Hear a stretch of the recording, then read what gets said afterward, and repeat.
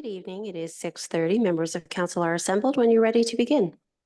Thank you very much, Don. Good evening, everyone. I'd like to call to order this committee of the whole meeting of the Council of the Town of Saugeen Shores and welcome everybody in the room with us this evening and everyone watching us by the live stream. Next item on the agenda is the land acknowledgement, and Councillor Halpin has that this evening.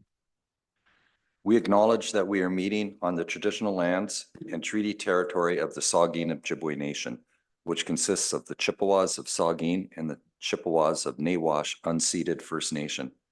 We understand this land holds immense significance to the people of Saugeen Ojibwe Nation. We appreciate those who live and work alongside us today and who continue the traditions of their ancestors as stewards of the land we are privileged to inhabit. We thank them for the contributions that they have made in both caring for the land and in shaping this community. We commit to truth and reconciliation, to acknowledge the truth about what happened to Indigenous peoples because of colonization, and to reconciliation, which begins with each and every one of us. As a local government and public organization, we are dedicated to learning about Indigenous culture, to fostering a better relationship with First Nations and their people, and we commit ourselves to actions that move us forward on a path of healing along with the Saugeen Ojibwe Nation. Okay, thank you very much. Third item on the agenda is disclosures of pecuniary interest. Ask any member if you have one of those you'd like to declare at this time. Seeing none, of course, you can do that anytime if you need to. We have no additions, deletions, or amendments, so we're on to open forum, and we do have one open forum request this evening, and it is from Mr. Chris Kovac. And Mr. Kovac's here to talk to us about Committee of the Whole Item 8.28, road naming for lane at Lot 21 east of Breadalbane Street. And there's Mr. Kovac. So oh, we're missing the microphone. That's no good. Give us a second. We'll get that to you. Yeah, we'll need you to have the microphone. Just hold on a second and we're going to sort that out. Yeah, it's well charged. Hi. Thank you. Okay. Okay. All right. So, Mr. Kovac, you have 3 minutes, sir. Okay. Well, thank you so much for the opportunity to speak to you this evening. I've spoken to some of you already and kind of shared some of my thoughts, but I thought it would be worth my while making a trip up here from Hamilton today to speak to this personally. So about 8 years ago, I bought a little piece of land over behind Breadalbane, and I finished putting in a road this past summer. And at the beginning of this process, I was told by the city that I would probably have a chance to name the road or have significant input into the naming of the road. And I did submit a name that was named after my kids, Mick for Michaela, Mo for Mariah, Ben for Benjamin. So it was Mick Mobin. But Jay Posner told me that it was a bit of a different sounding name and that I should probably pull it out and then resubmit a different name at the end. So I did so. I thought to myself, what's the next most significant name that I could name the road? Well, my grandmother, Georgina Kovac, started coming up here in the 60s to visit Breakers Lodge. And she started bringing us grandkids up here. And my dad carried on the tradition. I'm carrying that tradition on with my kids. So we're the 4th generation coming up here. And I thought Kovac, my dad passed, unfortunately, during COVID. And I thought this would be a way to honor him, to honor my grandmother and future generations.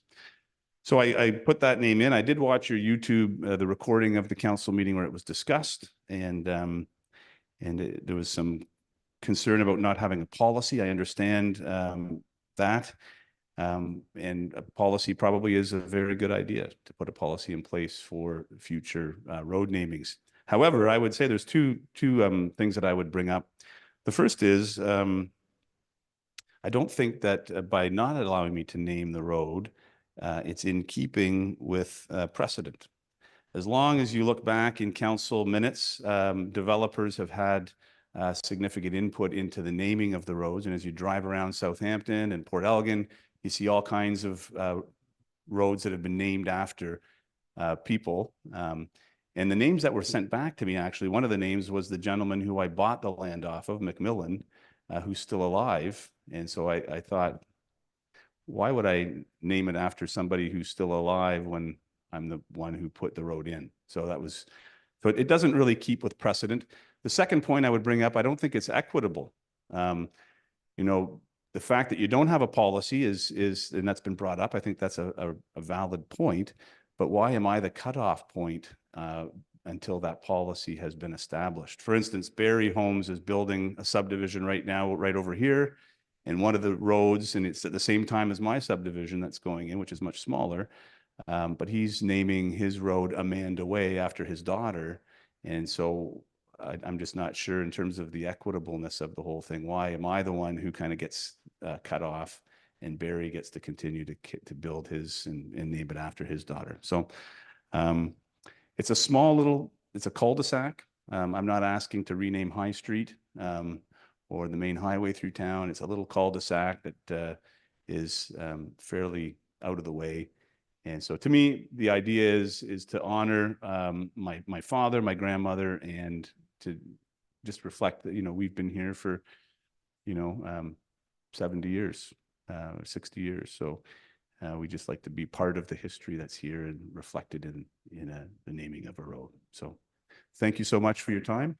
I appreciate you listening to me, and I understand there's no questions or anything like that. It's just, I put the mic in and sit down. Yeah, that's right. All right, thanks. But thank you very much. Okay, so now we're on to delegations. We have no delegations this evening and we have no public meeting.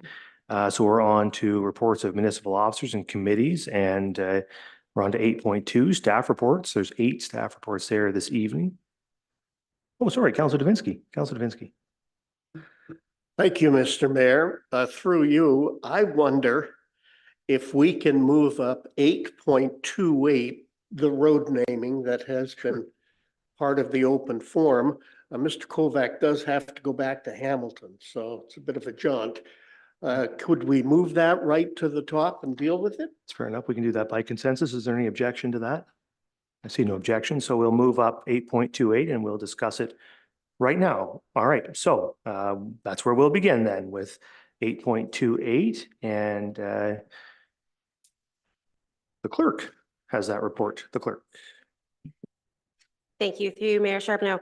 As directed by council, the road naming for the lane at lot 21 east of Brattlebane Street, plan of Southampton, was discussed with the developer. Mr. Kovac has made his presentation to council, and the list of historical names have been attached to the report for consideration. Upon direction, a bylaw will be prepared to include the chosen name and open the road for public use. If council has any questions, be more than happy to answer. Thank you.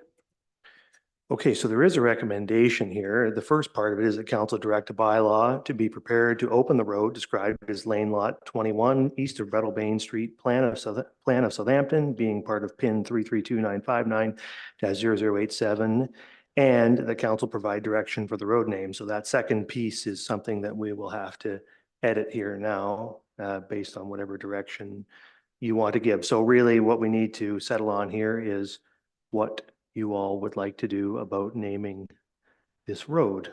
Councillor Davinsky. Thank you, Mr. Mayor. I would like to put forward a motion, or I certainly would like to see that this roadway be named Kovac Road or Kovac Lane. Mr. Kovac has explained why he's doing that. We talk about heritage. Well, this is his heritage, and I think it's a legitimate request. And because we do not have a policy, I think that's the route to go now. We can deal with the policy later, and then somebody is going to be a cutoff. But Kovac is a simple name, and I think it belongs here. So that would be my motion. So what we'll do, if it's okay with you, Councillor, is we'll take some comments here. If I hear general consensus that Kovac Lane is the way to go, then I can just read it in and we can go that way. If not, we may have to take motions and settle it that way, but let's see if we can settle it in a simpler way. I'll get Councillor Mayette, Grace, and then the Vice Deputy Mayor. Thank you, Mr. Mayor, and through you.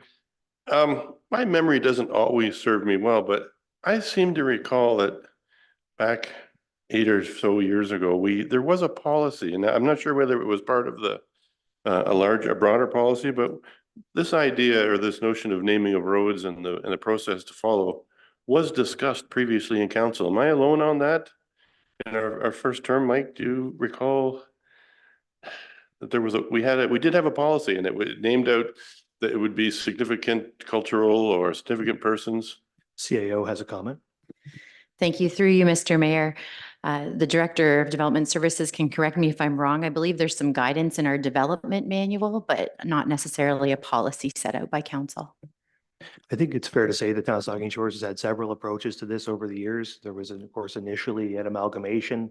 There was several roads had to be renamed, so committees were struck. And actually, when I first came on Okay. council, there was a road naming committee, which disappeared because Alright. it wasn't necessary anymore. So, but we don't, I think it is also fair to say that we do not have a consistent approach to this at this time. All right, but then I'll just follow up by saying that the general policy is that developers have used names of their children, grandchildren, spouses, last names, that sort of thing. I know there's Sierra Way over behind the Super 8 that was named by the developer after his grandchild. And so it's not uncommon for a developer who puts the effort in to develop these streets to put forward a name that reflects their family heritage. So in that light, I would support the naming of Kovac Lane or Kovac Circle, whatever the correct cul-de-sac name is for it. So I'm Thank you. behind you. So Councillor Grace and then the Vice Deputy Mayor. Thank you, Mr. Mayor. I agree with Councillor Davinsky and Mayette. As long as we don't have a policy and we allow some developers to choose personal names, as long as the name suggested is not offensive or ridiculous, then in this case, there's a logical reason why Mr. Kovac wants to honor his family, and I think we need to be equitable about the way we deal with this issue. Thank you. Thank you, Vice Deputy Mayor. Yeah, thank you, Mr. Mayor. And yeah, I agree with the previous speakers, all three, and I'd be prepared to second that motion of Councilor Davinsky's too. And I think Mr. Kovac spelled it out really well. The cutoff point is when is it? I think the need for policy is becoming more evident, and so we don't run into this again, perhaps. So I just think it's a really good recommendation, and a family that's been here for a lot of years. And so I have no problem at all supporting what Councillor Davinsky is suggesting. So I'll be supporting it. Thank you. Are there further comments? Councillor Halpin. Thank you, Mayor, and through you. I guess it begs the question, if we don't have a policy, when are we going to start that policy? Or do we indeed want a policy about naming names? And as I recall, we just did a street cutting with a historical name, or a ribbon cutting with a historical name for Hawthorne. The CAO will comment. Thank you. Through you, Mr. Mayor. We've taken note of council's comments around this, and we have it outlined for the 2025 business plan. Okay. Councillor Stack. For what it's worth, I would advocate for not having a policy on naming. I think we have a lot of other business that would take priority over a policy to name streets. And until we have an issue, until there's a demonstrated issue, I don't think it's something certainly not something I would prioritize with our other priorities.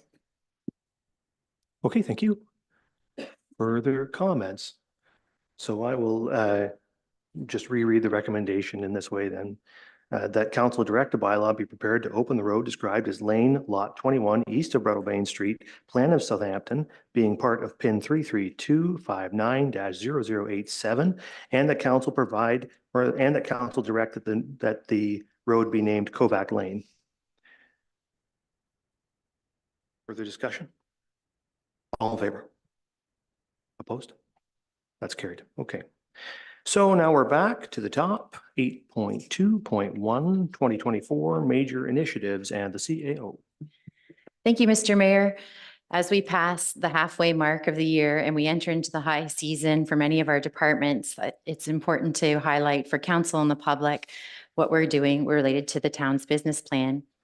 While I provide some of the highlights tonight, I encourage everyone to read the full report to see the way that we're future-proofing to meet our expanding needs and services of our community. A quick reminder for council and those watching that the updates from these goals were set out in the 2024 business plan and cover 43 major initiatives. These are the big projects that move the community forward. And we also have 76 division highlights, which are initiatives that improve programs and services within our departments. And finally, we have 51 capital highlights, which are the projects throughout our community and for the town itself. I'm happy to report that we're trending at 42% completion for our major initiatives, which is on schedule for Q2, and our division and capital highlights are both tracking around 51% completion. I'd like to highlight some of the pieces of our different departments, and I'll begin with community services, who are busily leading the construction of our aquatic and wellness center, which I was excited tonight to see the steel on site in order to start getting the roof up on that building. Site service work is ongoing in the municipal office and the Plex, and many will know that the municipal office is now demolished and renovations are well underway. Of course, the Aquatics and Wellness Center is not the only major infrastructure project that community services is overseeing. I'm also happy to announce that Phase 2 of Lamont Sports Park construction is now complete. We'll be holding a ribbon cutting event with participation from our accessibility committee, officially marking the accessible playground on July 22nd. Completion of Phase 2 also marks the opening of the Central Square, second parking lot, and trail access from Walmart to the park. The 2 additional ball diamonds and double batting cage will open in 2025. We've also been busy developing our green spaces with the planting of 230 trees throughout the parks and cemeteries in Saugeen Shores this year, with 60 alone at Lamont Sports Park. With assistance from our wonderful community volunteers, we've developed a planting plan for the dedicated wildflower area to be located north of Nodwell Park. And this spring, an additional 11 in-ground waste and recycling containers were installed, which brings a total of these to 51 town-wide. We continue to see the healthy use of our recreational facilities, and throughout the first half of the year, the Centennial Pool averaged 6,000 visitors per month, and we expect that demand to continue. As for facility capital projects, the 2024 year started off with significant progress with new doors at the Southampton Library, a new roof at the Chantry Center, a new fence at the Southampton Medical Clinic, and new lights and a door opener at the Port Elgin Library. Our operations department are busy as ever as they continue to work on our critical municipal services to meet community growth. First off is the water and wastewater master plan, and that project was awarded, and the kickoff meeting had both been held last month. The intent of this project is to determine the best long-term state of water and wastewater systems. Part of this process in meeting future growth involves the Southampton water treatment plant expansion, as the plant is currently the town's only source of drinking water. The request for proposal for this class environmental assessment was recently awarded, and by the end of 2024, we expect this EA process should be well underway to coordinate with the water and wastewater master plan. To help support the significant financial impact of upgrades to the Southampton wastewater treatment plant, the town applied for funding under the Housing Enabling Water Systems Fund. A design optimization meeting was held in April, which resulted in alterations to the design to improve efficiency and decrease capital costs. These refinements have saved considerable capital costs, but they also extend the design period, with tendering now expected to happen in Q4. The road pavement condition index assessment is a regulatory requirement that has historically been done by third parties. In May, a specialized module of Iris Go road patrol software was used by staff to undertake this assessment with our own forces. I've seen the output of this work, and it is quite remarkable. The software enables a truck-mounted camera to automatically detect the condition of roads, sidewalks, pavement, and any other defects such as cracks and potholes, and completes the work order system in order to correct those deficiencies. Behind the scenes, our corporate services department continues to modernize services and find greater efficiencies that support our municipality. With assistance from IT, our finance division completed the final online payment forms, which now allow the public to request and pay for copies of previous tax, water, and wastewater invoices online. Our IT department, along with strategic initiatives, continue to have ongoing conversations with Explore Communications related to their $18 million broadband expansion in Bruce County, which impacts Saugeen Shores. The town has arranged a meeting to discuss this project and related concerns with the Provincial Minister of Infrastructure regarding the decision to service the town with wireless versus fiber optic technology. Lastly, from our IT division is their continued migration of the town's locations to new security hardware. This hardware will better support and protect our systems, with several key locations, including the town office, now complete. Our development services department continues to engage in sustainable investment in our infrastructure and development for our town.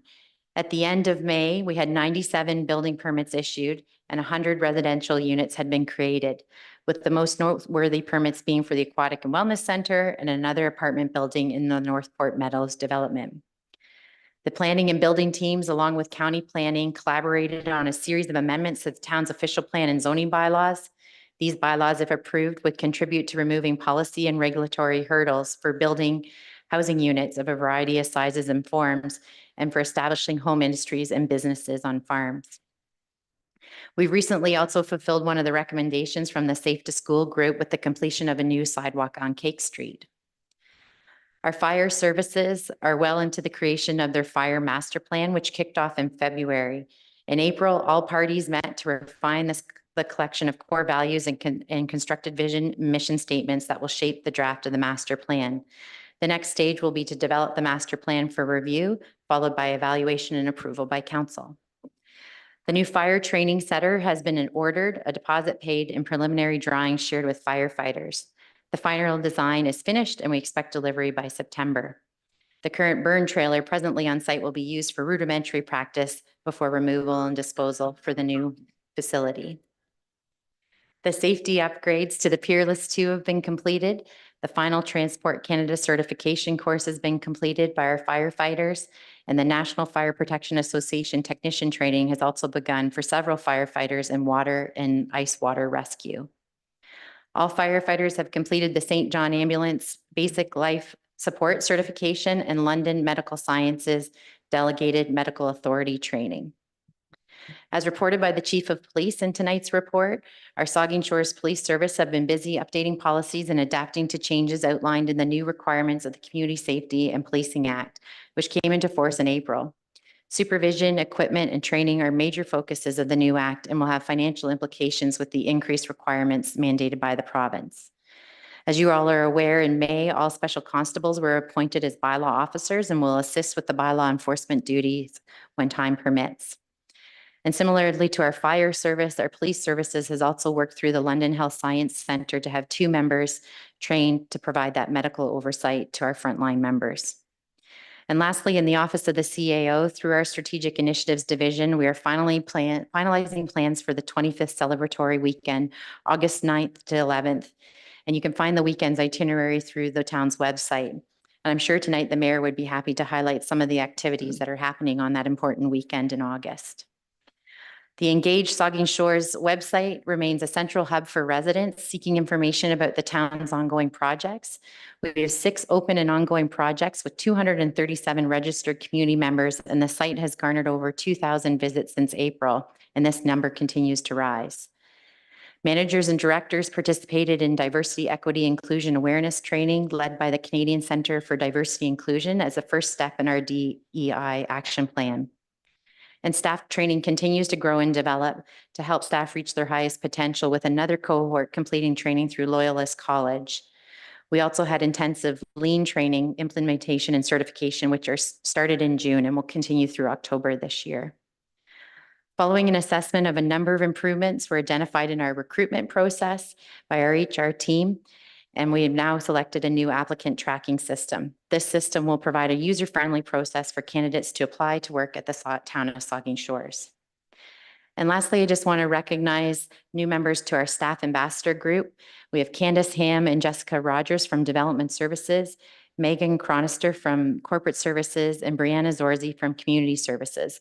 Our staff ambassadors continue to provide valuable feedback and serve as liaisons between management and their peers to disseminate information and seek input from the staff to improve our policies and practices. It's a fitting note to end this summary with mention of our staff. As you just heard, there's a lot happening here in Saugeen Shores. It's a very busy time of year for all of us, and I continue to be amazed by the town's staff, seasonal and full-time. I just wanted to close with a shout out to all the wonderful staff that help us run through the busy months of May to September. Thank you, Mr. Mayor, and I'm happy to take any questions. Thank you for that, and I'm sure council would agree with those closing sentiments.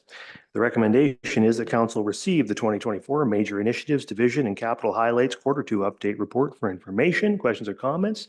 The Deputy Mayor. Thank you, and through you, a couple of questions. If I could just ask for clarification, you said that this is to the CEO, you said that the playground at the Lamont the accessible playground at the Lamont Sports Park. There's going to be an official opening on July the 22nd. Does that mean that the park, the playground area will stay fenced off until then? Because people were asking, because it seems to be finished. So will it be open ahead of that for use? Through you, Mr. Mayor, it will be open on July 22nd. Thank you. A couple of questions again for clarification to community services.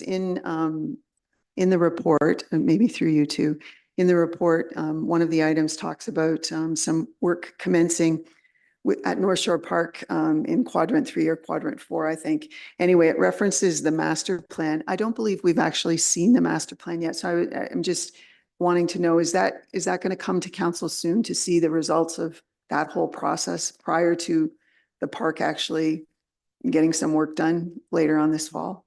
The Director of Community Services.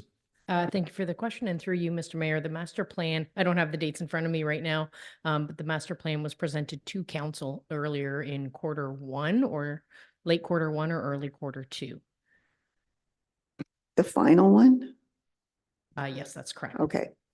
I guess I was with Jubilee and Helliwell, they're mentioned as well too. We have not determined a final master plan for Jubilee and Helliwell, have we? Through you, Mr. Mayor, they were advanced on the same evening. Okay. I thought we saw 2 plans and we were going to see one after. Anyway, okay, thank you. I stand corrected.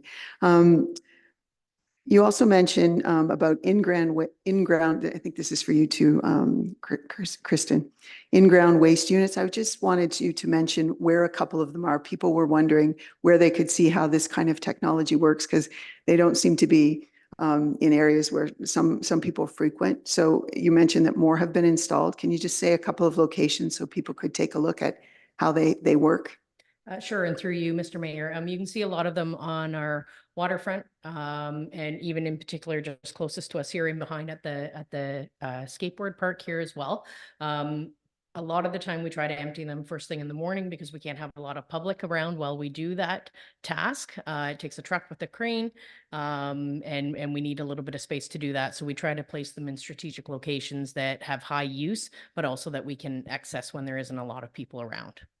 Thank you for that. And one more, I don't know if this is for you, to the CAO or perhaps to Development Services. There's a couple of times where the CCV is mentioned in the major initiatives. One relates to the waterfront plan for the Port Elgin Main Beach being a bit on hold until the developer's timeline comes through.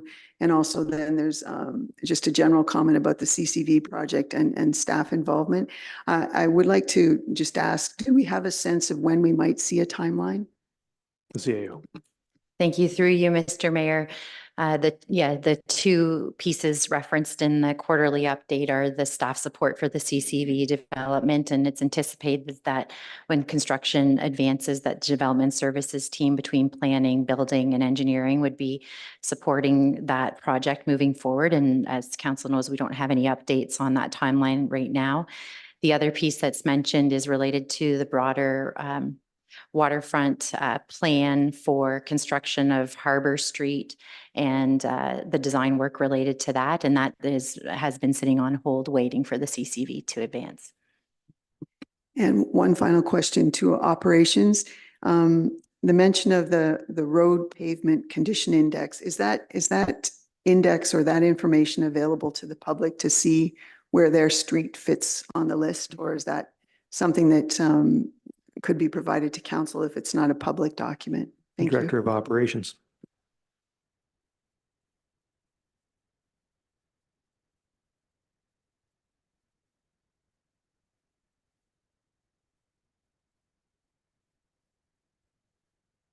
Batting 0 so far.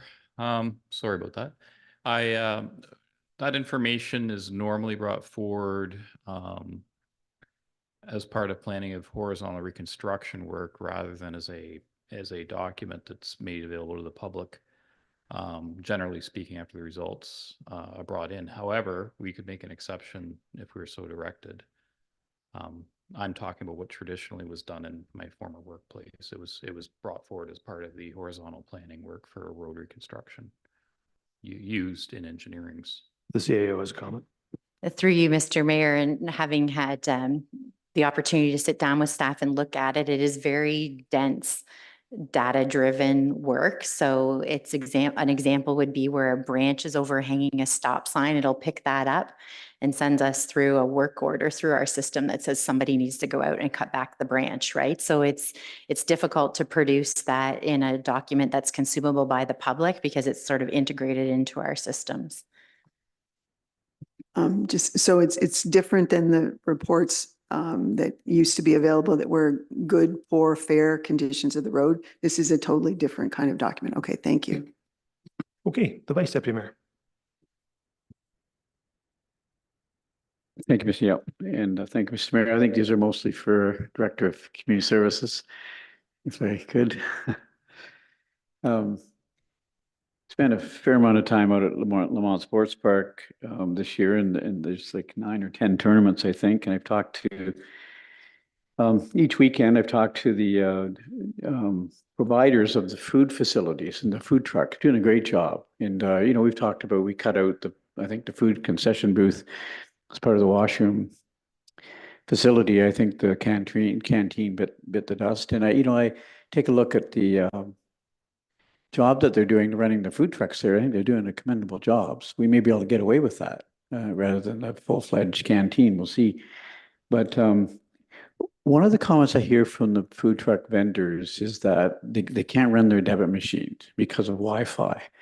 And I know we've put money in I see in the budget on page 4 of this first document where it reads, BMTS is expected to be on site relatively soon to install the fiber service to the utility bunkers within the park. And they did donate $50,000 to Lamont Sports Parks rides. So that work, I understand, will be done this year. And what's it going to take to have Wi-Fi in the park for 2025? Over and above that 50,000. Through you, Mr. Mayor. Thank you for the question. Council will see that is a recommendation in the business plan for council consideration in 2025. I believe it was removed from the 24 budget. Is that an extra 50? Is there 2 poles or 2 towers or something have to go up still? Through you, Mr. Mayor. I'm not sure if it's 1 or 2, but definitely a pole or 2 that needs to happen as well in infrastructure. Right. I believe last year when we put it in the budget, it was for $100,000. That has to be considered by council for the 2025 budget. Correct. It wasn't funded through the special levy. Correct. So there's a chance if council supports that 100, we'll have Wi-Fi next year. Right. We've gone a part of the way. North Shore Park, could you just bring me up to date again? I've had a few people ask me about North Shore Park. What work is exactly planned for? I see some of the information in the report, but what is planned for North Shore Park for 2024? Through you, Mr. Mayor. So 2024, you'll see some work happen in the fall of 2024, especially some design work as well, and completion in 2025 of phase 1 that was approved by council. A lot of that has to do with the center precinct, the entranceway to the north parking lot down at the harbor and North Shore Park as well, and the relocation of the playground, tree planting as well included in that. So the relocation of the playground would be 2025? Or 20? It will be either late 2024 or 25, but I can follow up with Okay. additional emails. Just Sorry, I don't have that in front of me That's right fine. now. So some work's going to happen there this year. That's correct. Okay. The storage building for the batting cages, I know a little bit about that project. The batting cages look wonderful. The netting's up. Electricity's there, but they need a building for all their pitching machines and so on and so forth. When do you expect that storage building will be ready for, is it spring of 2025 now? Through you, Mr. Mayor. So that was approved in the 24 budget for 33,000, I think, if I Right, recall correct. correctly. So we are having conversations with Minor Sports and a potential builder for that right now. So could be 2024, but Possibly, but I won't commit to that tonight. but probably for certain it have for the start of 2025. Possibly, yes. Okay. Yeah, Okay. Just trying to pin you down on that. I know you. The washroom facility, which we're all talking about, and that portable washroom facility worked out not too badly, but there needs to be a permanent washroom facility at Lamont Sports Park, and I think council did support that in the 10-year capital forecast for 2025. Are the drawings going to be done this year? Through you, Mr. Mayor. So as part of the 24 budget, funds to have drawings done or design done and potentially some infrastructure work done as well. And then capital dollars in the 25 budget. So you could go to tender late this year, early next year for the washroom facility, so we get out in front of it in Correct. early spring? That's perfect. The last question I have about, again, it's about Lamont, and it's a 200-seat pavilion. And as we know, the Bruce Power suppliers donated $250,000 towards that pavilion, and Barry's Construction donated $50,000 just recently. So $300,000 is in the bank for that 200-seat pavilion. When do you see that being constructed? Through you, Mr. Mayor, I don't have the 10-year capital program in front of us, so I can look that up and then I can let you know tonight. Okay, that'd be great. Thank you.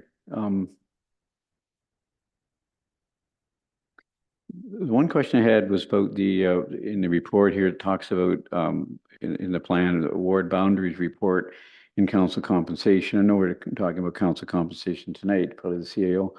Are we still, I'm a little confused about this. Are we still looking at a boundaries report or not? Or did we decide not to do that? The clerk. Thank you, through you, Mayor Charbonneau. At the 2024 business plan discussions, that was removed in terms of there being a consultant. However, there was still an expression of need for there to just sort of look at what the potential options might be that do not include a consultant. So that is the report that would be coming forward to advise council on potential options as well as legislative framework with regards to ward boundary and council composition changes. In 2024? No, sorry, through you, Mayor. The report is coming in 2024. However, there would be no action in 2024 unless council directs it. It would be for 2025. The ward boundary review 2025. Mhm. Is that the plan? Okay, thanks, Mr. Mayor. Okay, Councilor Grace. Thank you, Mr. Mayor, and thanks to our CAO and all of our staff for putting together these really great reports, very detailed, and there are so many good things that I want to talk about. The CAO mentioned the importance of supporting staff and soliciting staff input, and I think that's very important. That spring business camp summary, what a great strategy for getting input from our employees. And in this competitive workplace, I think it's important for us to support our staff and recognize their contributions as much as we can. I'm delighted to hear about the accessible playground opening. That's wonderful. And along that same line, the launch of our beach wheelchair chairs, which has been in the works for so long.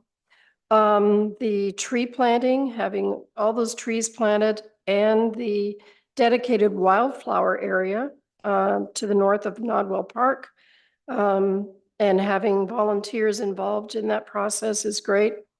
The kids' bike night, the in-ground waste units. I remember when we just started that as a pilot program with maybe 2 or something like that. The fact that we're up to 51 now is wonderful.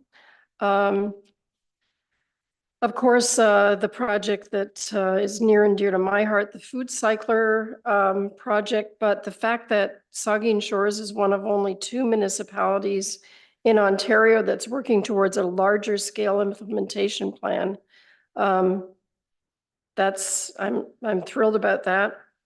I do have a question about, this came up in the police services section, and it was talking about the fact that all of our special constables were appointed as bylaw officers and will assist with bylaw enforcement duties when time permits. And actually, this came up at the Beechers general meeting on Saturday, where Andy Evans made a great report and presentation to the members there, and talked about our special constable who has those duties. But I wanted to know, other than that, do we have any additional bylaw enforcement for this summer, or what are our plans on that? The CAO. Thank you, Mr. Mayor. The town of Saugeen Shores has one full-time position for bylaw enforcement. And we've heard through the conversations from council this year, desire to do more related to the summer months. So the Director of Development Services does have a proposal in the 2025 business plan for some additional funding for summer month, like strength increase. Further questions or comments on this one from members? Councillor Davinsky. Thank you, Mr. Mayor, and through you, I have several questions, but they're simple. And we'll take in most cases, a yes or a no, or keep quiet, I guess. Wastewater master plan. And this project kicked off a kickoff meeting on June 14th. And I'm asking, I assume this has happened, this kickoff meeting. And if so, is there any result yet with the master plan, or where do we go next with it? Director of Operations. We are very early in the information gathering stage. We have a lot of information we have to pass on to the successful consultant. So it really has just been the kickoff meeting and some information gathering since then. So there's no results yet. It'll be a while. Okay, Matt, you might as well stay there because I think the next one will be you too. The water treatment plant expansion class environment assessment. And it says this planning project is expected to be awarded before the end of June. Has this happened yet, or are we a little behind, a little ahead? What? The wording in the document you're reading is a little behind. The CAO did say it was awarded because it was very recently awarded, yes. Okay, thank you. Road pavements, you've already answered. Thank you very much for that. And building activity. Of course, I go through this every time it comes up. So at the end of May, 97 permits had been issued, 100 residential units have been created. Is there a dollar and cents report on this, Mark? And why don't we release this publicly? Because I think it shows the people, through you, Mr. Mayor, that we're moving in a positive direction. Director of Development Services. Oh, you'll need to hit that microphone there, Mark. Yeah, I don't know why it go off. How's that? Yeah, through you, Mr. Mayor, happy to advise that on our website every month, those tables get posted. The numbers in the report are just the high level summaries, but we have detailed tables that we post every month, including the dollar amounts, the construction value. I'm happy to share the link to that. So that would be the link to the website. What about sending it out or putting it on our social media? That too? I don't think that's our standard approach, but we can look at that. Okay, I mean, that's the route everyone's going, and hopefully we could take advantage of that. Thank you, Mark. And now we'll move over to the fire service master plan. Ed, thank you. Now, creating this kicked off in February with separate evening meetings held by 4 different groups. And that's fine. Is there any plan somewhere down the road for a public meeting? And this is tough to ask considering what I went through last Thursday at a public meeting, but is there any chance there would be a public meeting on this? The fire chief. Through you, Mr. Mayor. The 4 groups that we put together, I tried to give a cross section of the public. So we invited members of the community at large. We invited members of our municipal staff. We invited members of the present fire department, and we invited members of the past fire department, retired. So I had 4 separate groups, all met separately initially to talk about how they think the department should look And then I brought all 4 of those groups together, and that's where we had a very large, engaging discussion about the core values. It was really good because you can imagine that each group had a different take on the direction the fire department should take in the future. So I do believe that we've covered that, sir, in a method that I thought functioned very well. And will that, the information that you have, and I assume you're going to put into a report, will that report come back to council to have a look at as well? Yeah, so through you, Mr. Mayor, what the next phase is I'm taking those core values and the mission and vision that the group has put together. We're developing, looking at our master plan through that lens, but also through the lens of our mission, vision, the strategic plan of council, and the I've drawn a blank on our Team Saugeen values. Putting all that together in October, all 4 groups will see a copy of the master plan. They will, I'll say it nicely, put their 2 cents in based on how we did. And then out of that, changes will be made, and then that report will be presented to council once it's looked through the lens of the group. Okay, thank you very much, Chief. Sounds exciting. And thanks to all members of staff for what they've come up with here, Mr. Mayor. This is a terrific report, and boy, you can see the town is moving forward. And this report is on the website right now. Thank you. Further comments, Councillor Halpin? Thank you, Mayor, and through you. Thanks for this report. And I think it really shows that we're taking long-term planning seriously, and especially around such essential services as water, sewer, fire, and things like that. And that's good. And I'm glad that we're doing that. And I'm happy for the 10-year asset management plan. I'm not happy about the tax implications of it. However, we're doing the right thing. And so thanks for that. This report also shows that staff ultimately does listen and implement what council and the public does want. Because this report shows that things that have been brought up in the last couple of years are being acted on. But just to use a couple examples, the amount of trees that we're planting, the safe to school initiatives, the wildflowers, just to mention but a few, and also the increased special constables, and talking further for more bylaw for next year. It shows that staff is trying to implement and listen to the wishes of the public and council. And I really want to acknowledge that. And I think it's important that we acknowledge that.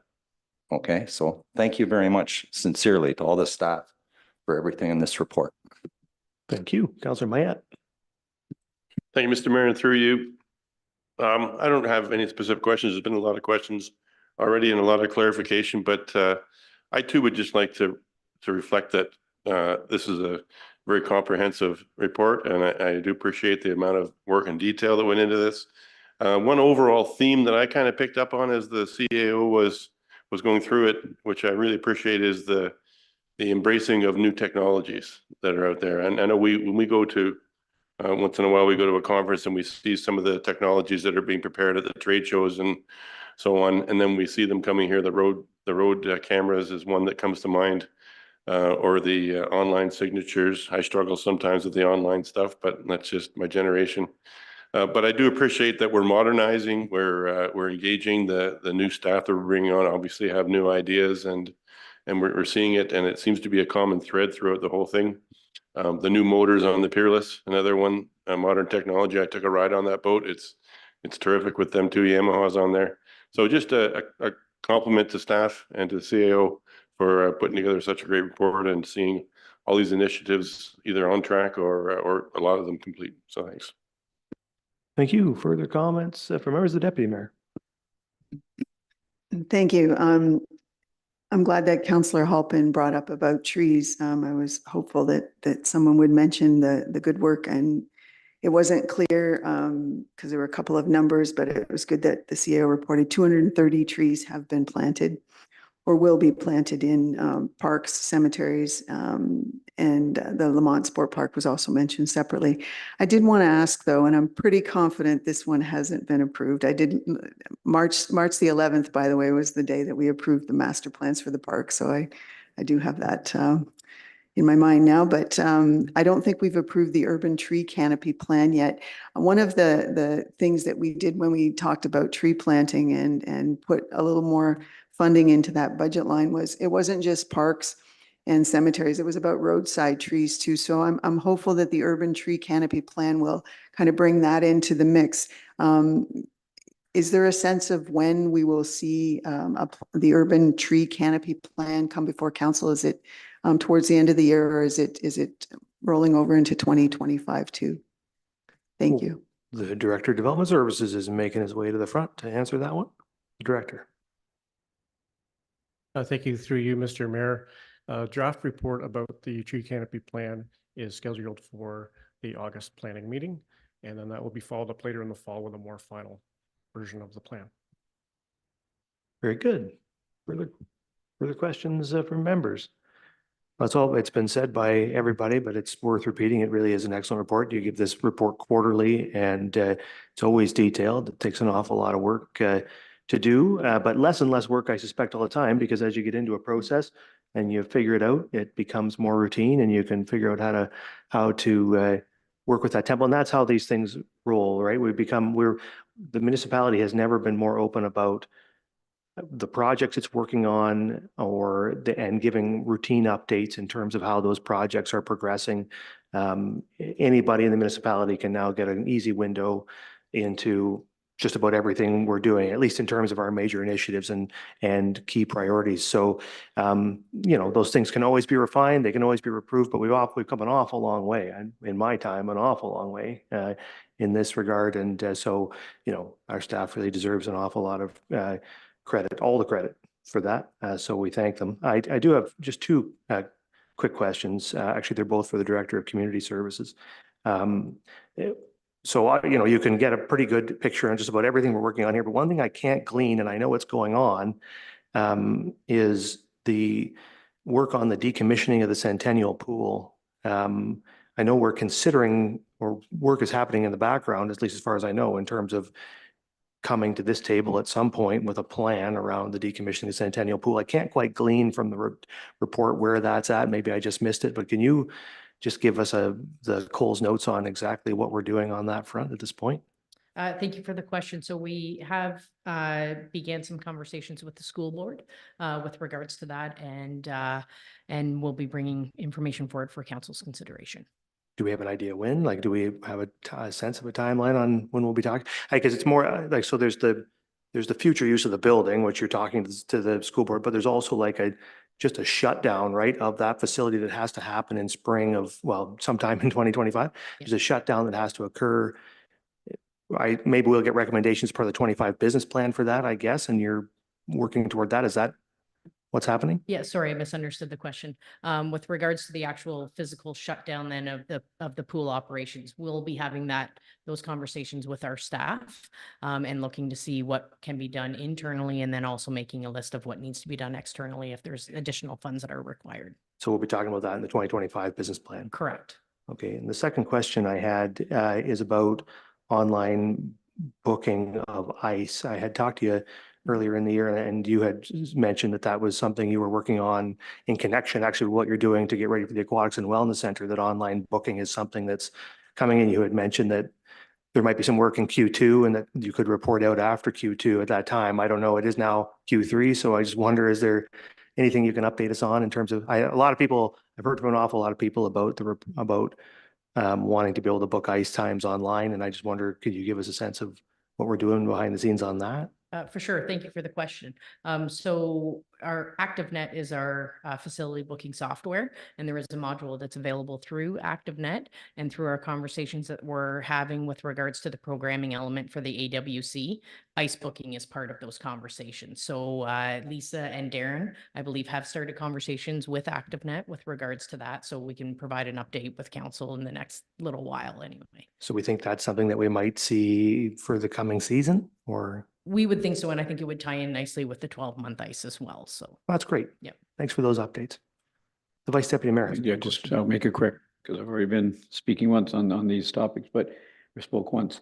And it's about the surplus land report. And I know with Two Diamonds coming on at Lamont next in 2025, there's talk about, decommissioning and the need for an updated recreation master plan. We talked about a little bit earlier, but there's Cameron Park, there's Lakeview, there's Beaner.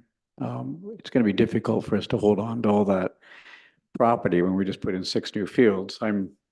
My opinion is a little bit different on that one, and the minor ball numbers have gone from 300 to 600 in 5 years. So I'm not sure we should be decommissioning too quickly. But is there a decommissioning study going to be happening? Will that be part of the recreation master plan? Would we determine how many fields we're going to be required over the next 25 years? Is that when it takes place? Through you, Mr. Mayor, thank you for the question. So we believe that through the recreation master plan in 2025, Right. If approved, that would look at the participants, the amount of diamonds that are required, and then there'll be options for council consideration. And then we can go from there and see what fields need to be kept. Correct. Versus which ones could be sold off or whatever it is. We might be doing housing. I'm not sure, but so that would be determined by what it says in the recreation master plan. The CAO has a comment. Thank you. Through you, Mr. Mayor. There was direction from council this year, and it is in our 2024 business plan to advance the conversations around the surplus land for those ball diamonds. So the Lakeview one in particular is part of the tourist camp business planning process that you're looking at. I'm not, it's not the right word. Strategic assessment, I think. Strategic yeah. assessment. Cameron Park and Beaner Park are also part of the conversations that we're having with the school board around their needs. So there are some conversations happening around that. And so I would offer, it may not wait entirely till the recreation master plan comes forward. There might be something in advance of that. Great answer. That's perfect. Thank you. Okay. Oh, the Deputy Mayor. Kristen, come back for a minute. Since a lot of this relates to budget activity, I noticed that there was a comment under the Southampton Medical Clinic line about how the elevator installation project there is slightly delayed, and I believe there was a $250,000 allocated for that, but the indication was that that wasn't necessarily going to be enough. Just for our benefit, because of course, budget time, we talk about a lot of dollars. Is the $250,000 not enough because an elevator installation is now costing more than that? Or is it related more to the other activity that would make the lower level of that building usable in a medical sense? The reason why I ask is that as we think about 12-month ice and the potential for the Coliseum to host more events in the summer, one of the lacking amenities at the Coliseum is an elevator at the back to enable accessible use of both the green room and the upper level of the annex. And so, I just was curious why $250,000 wasn't enough for an elevator in a quite tight, small little place. And if you just have an additional comment, because I think that'll play into some budget conversations if we start to understand how much things cost going forward. Thank you. Yeah, thank you for the question. So we proposed that project. We separated the elevator project at the Southampton Medical Clinic from the basement renovations. So within the 10-year capital forecast that is funded by the special levy is, I'm going to say off the top of my head, is $2 million for renovations for the basement. We requested $250,000 for the elevator in 2024, and that was part to do with a grant or some funding with medical care with Kincardine, I believe is what it is. And so that project does not need to advance prior to the renovation happening, which was our understanding in the beginning. So it costs a little bit more to take that element of the project. So it would cost more if we did the elevator independently. What we're going to do now is do the elevator when we do the whole basement renovation, and it should cost less then. Okay, so thanks very much, everybody. We have heard the recommendation, so I'll ask all in favor. That's carried. All right, so now we're moving on to 8.2.2, which is the 2025 business plan and timeline, and the Director of Corporate Services has that one. Thank you, Mr. Mayor. I'm lucky that I have the microphone on, I think. So for the 10-year business plan, it's going to allow council to lay the groundwork that's required to successfully deliver residents the services they require effectively and efficiently while accommodating growth and external factors. The 2025 10-year business plan is going to be an exciting further development as the town expands on the first ever 10-year capital plan that we developed last year. This year, we will be taking a long-term view on operating as well as capital. So that's the new exciting change. And by planning over 10 years, this allows council to achieve their long-term strategic vision while smoothing out the impacts of major initiatives and external impacts over the long-term horizon. In March, staff began preparing for the 25 10-year plan. So we're a little bit further ahead than we were last year because business planning is becoming a normal part of our business. It's not something that we do once a year. It's something that we do continuously. In April, the Chief Administrative Officer started laying out the groundwork with council on establishing key priorities for the business plan. And those will be incorporated into our draft plan that we'll be presenting later this year. And it was already discussed today. We had the spring business camp where we were soliciting feedback from staff so that we are getting a business plan that's reflective of staff's input, council's input, and inputs from our residents. This will all be brought forward to council in November during 2 full-day sessions. The first being on November the 20th, and the second will be on the 27th of that month. And then we'll be finalizing the 10-year plan based on council's input during those 2 meetings and bringing that back to council for consideration and hopefully approval on December the 9th, which would then be followed up in January with the necessary tax and budget bylaws. Be happy to take any questions. Thank you. So the recommendation is that council endorse the 2025 business plan timeline, working toward a final budget presentation in December 2024. Questions or comments from members? Councillor Halpin. Thank you, Mayor, and through you. Again, I'm just really glad that we're working on these projects and that we're, again, just to repeat what I said earlier, but I'm really glad that we're having long-term projects like this, that we're thinking ahead to make sure that everything is going to work. We've seen lots of examples of other municipalities that got caught not being able to continue their growth and expansion because they had not kept up with their essential services. So thank you for your leadership in this. Thank you. Further comments? Yeah, I would just echo that and suggest that the 10-year capital plan, I think, has gone over very well. I think in the public, people are pleased to know that we not only know what things we're going to need to do, but we also have a plan for how to pay to do those things.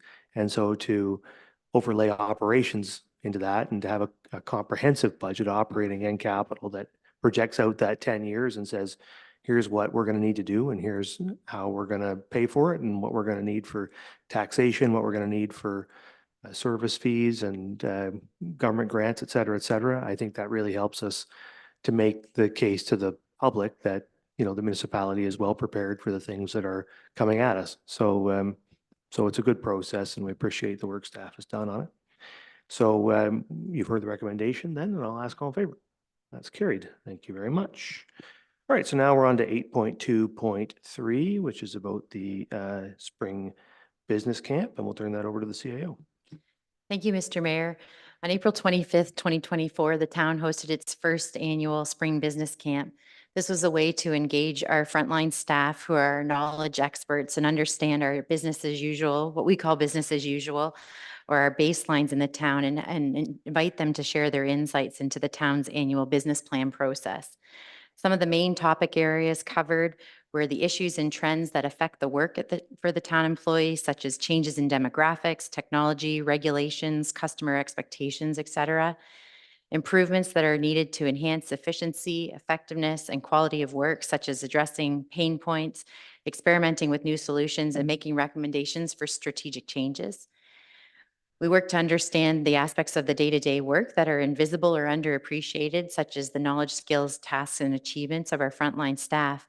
And then we also discussed proposed improvements that can help align with the town strategic plan, its 4 pillars and 11 directions. The day concluded with feedback and evaluation of the spring business camp, how it went. I warned everyone at the beginning this was the first, so it was an experiment. So we had lots of feedback on what we can improve for next year. But our goal is to host this annually in order to involve staff in the business planning process. A follow-up survey was also sent to our staff where they had the chance to make sure that we had everything right in the attachment that I've included tonight. So tonight you'll see the 2024 Spring Business Camp report out attached, and that summarizes the feedback we heard from staff. I would like to draw your attention to the second page of the report, which highlights the top priorities and what we should not lose sight of. You will see that these have been separated into 2 categories, the business plan consideration, and then those items that are specific to supporting our staff here at the town. And we've called this section Growing People. The learning from this is that it's important to keep these areas top of mind and help ensure continuity, enhance organizational performance, and prepare for future changes. Some of the other learnings from the day included continuing to focus on our priorities around Team Saugeen, growing people, and improving the culture at Saugeen Shores. And I'm already working with the senior leadership team to make changes to our business plan format for 2025 that draws attention to these activities. Another takeaway from the session was to work towards ensuring the balance between the high-level strategic lens and that of that business as usual or baseline.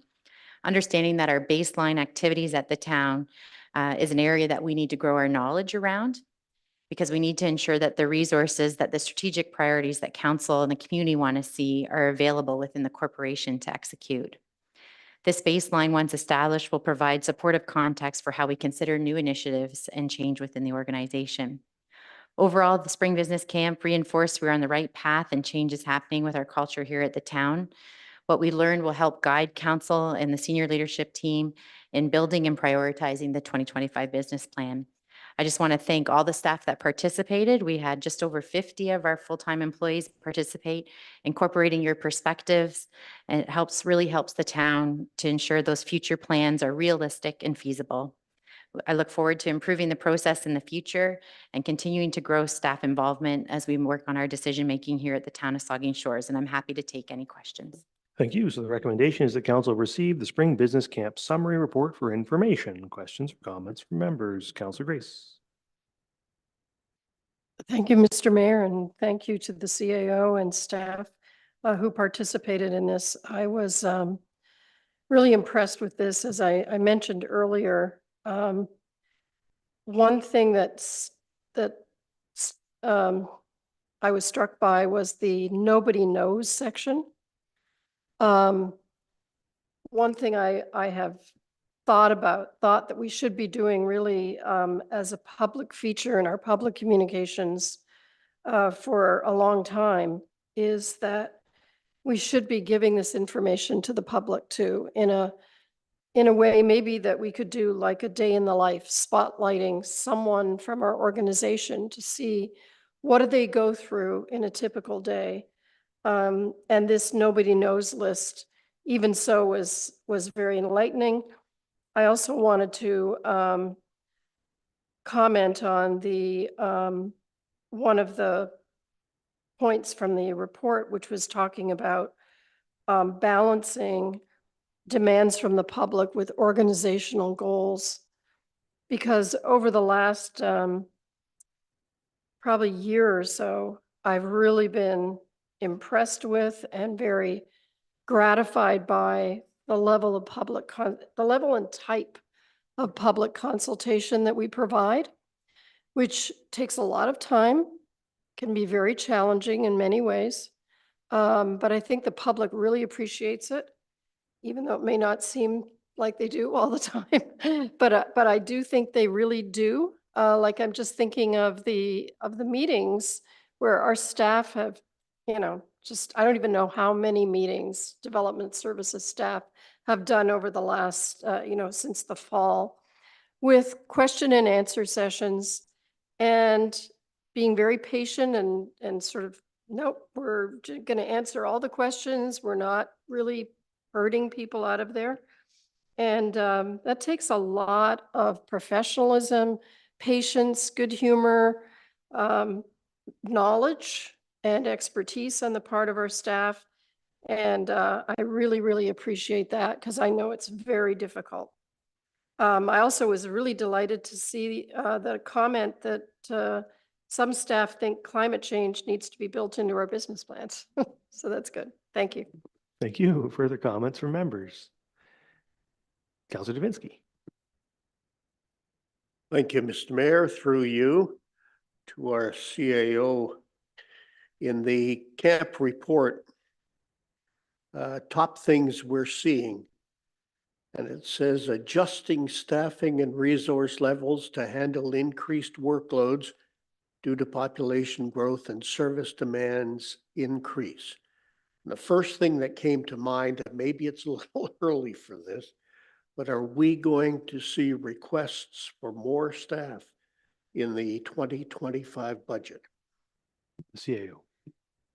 Through you, Mr. Mayor, what the Director of Corporate Services highlighted is that we're working on a 10-year operating budget. So part of what the senior leadership team has been working on is also a 10-year personnel plan that council could consider as part of that. I think we need to recognize there's a few factors, one of them being growth that plays into the demand for more staff, but there's other things too, like increased service levels in different areas. So I'll draw council's attention to the example of a few years ago, we didn't have a policy coordinator. We brought that role on to specifically deal with the housing demands that we were seeing and that we needed to address. So there's different driving forces behind those personnel requests, but we are developing a 10-year plan in that operating plan so that we can consider it comprehensively. Thank you for that. Does that mean it's not ready yet, or there is staffing requests due for 2025?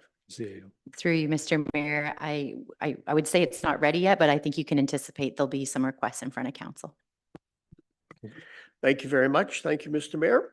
Councillor Mayat. Thank you, Mr. Mayor, and I thoroughly enjoyed reading this report as well.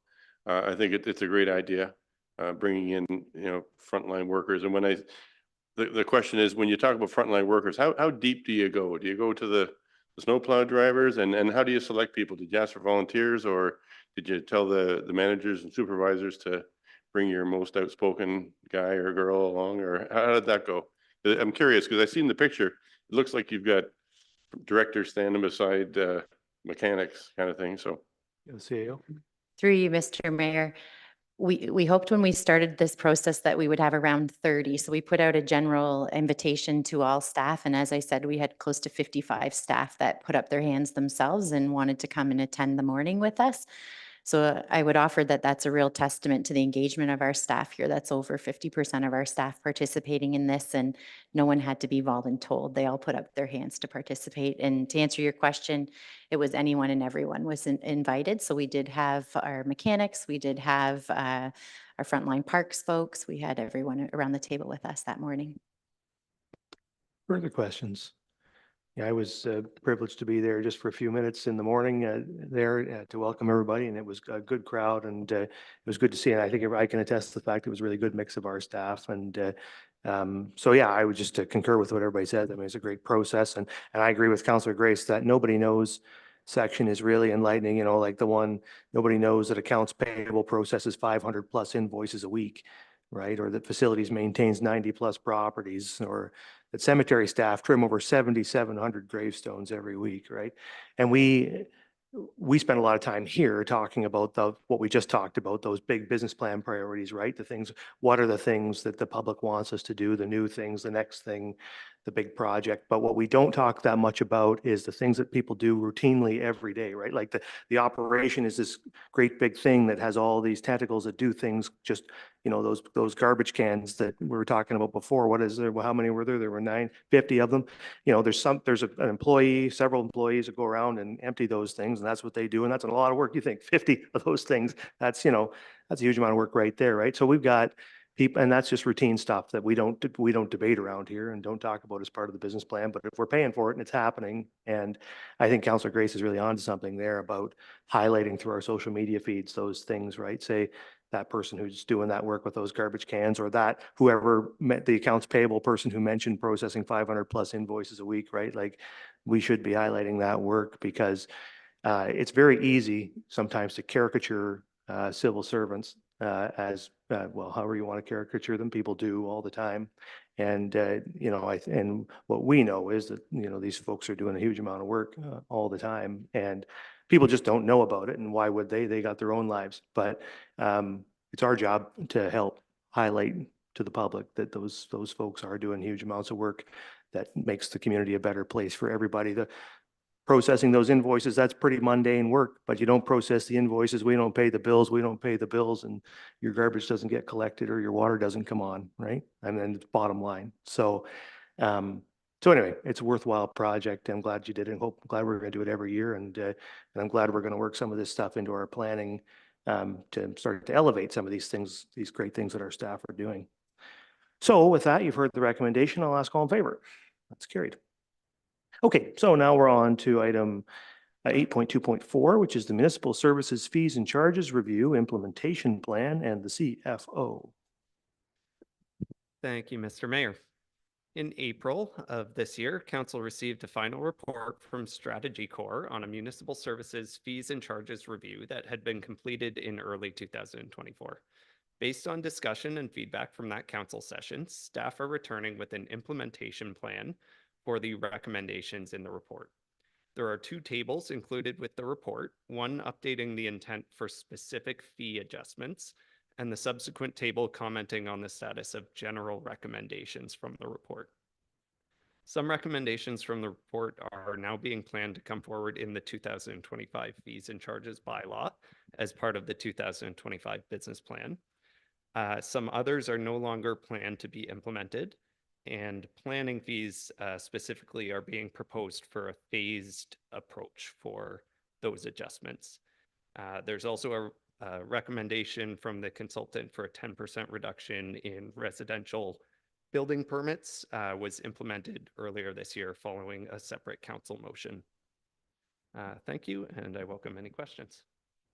So thank you. And there is a recommendation that council receive the Municipal Services Fees and Charges Review Implementation Plan Report for information. Questions or comments? The Vice Deputy Mayor. To you, to Dan. Dan, thanks for the report. The refreshment vehicle license, which is $221, suggested fee $125. Two questions.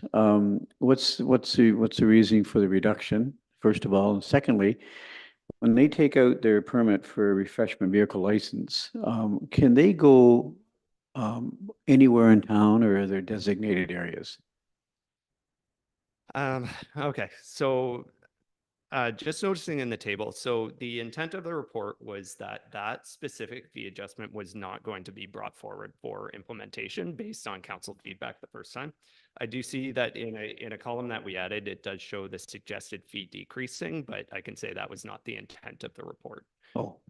So based on that feedback that we heard from council at the last session that questioned reducing that fee specifically for prime locations or key locations, it was deemed that it was not worth implementation. So I wouldn't mind someone answering the question for me tonight, though. When they take out that refreshment vehicle license fee permit, where are they allowed to set up in town with that permit? Clerk. Thank you. Through you, Mayor Charbonneau. Certainly staff can provide more details, but I can just say that we do have certain spots that refreshment vehicles have specifically requested to set up in. So for example, it could be within Lamont Sports Park, for example, the main beach. We've had requests at Denny's Dam. I'm going to look to the deputy clerk. Am I missing?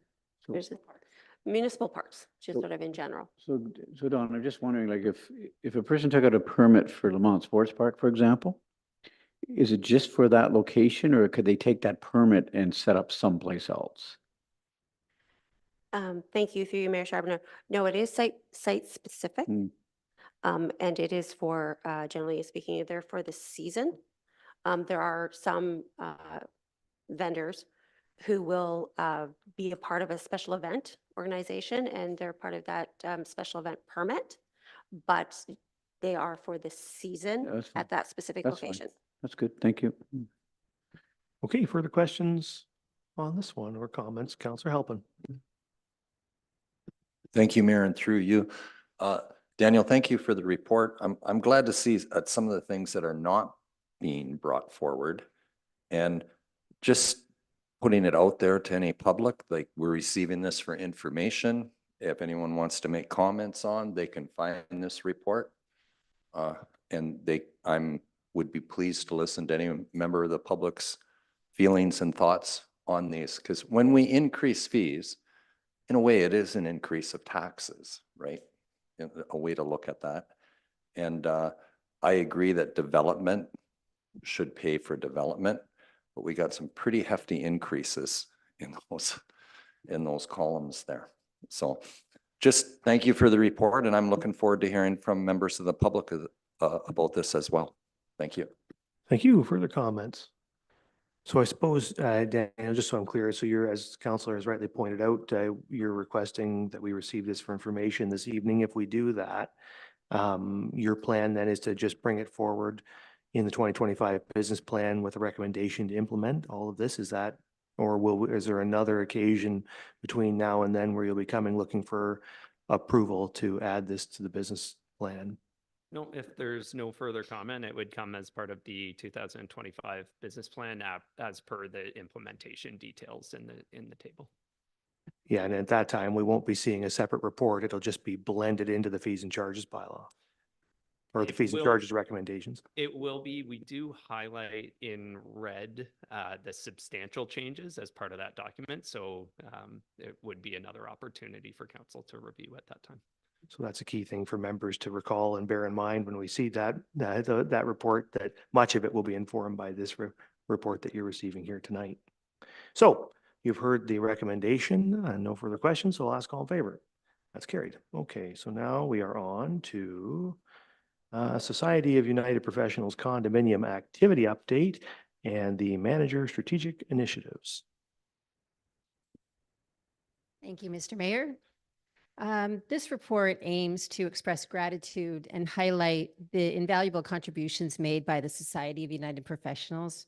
Since 2014, the Society has generously made an investment and donated 2 condominiums in Southampton to allow the town of Saugeen Shores to have accommodations to accommodate medical residents.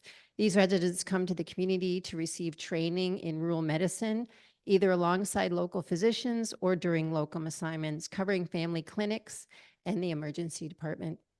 The extended time spent in the community provides medical students with a unique opportunity to immerse themselves in rural medicine and become acquainted with Saugeen Shores, both the work and the community.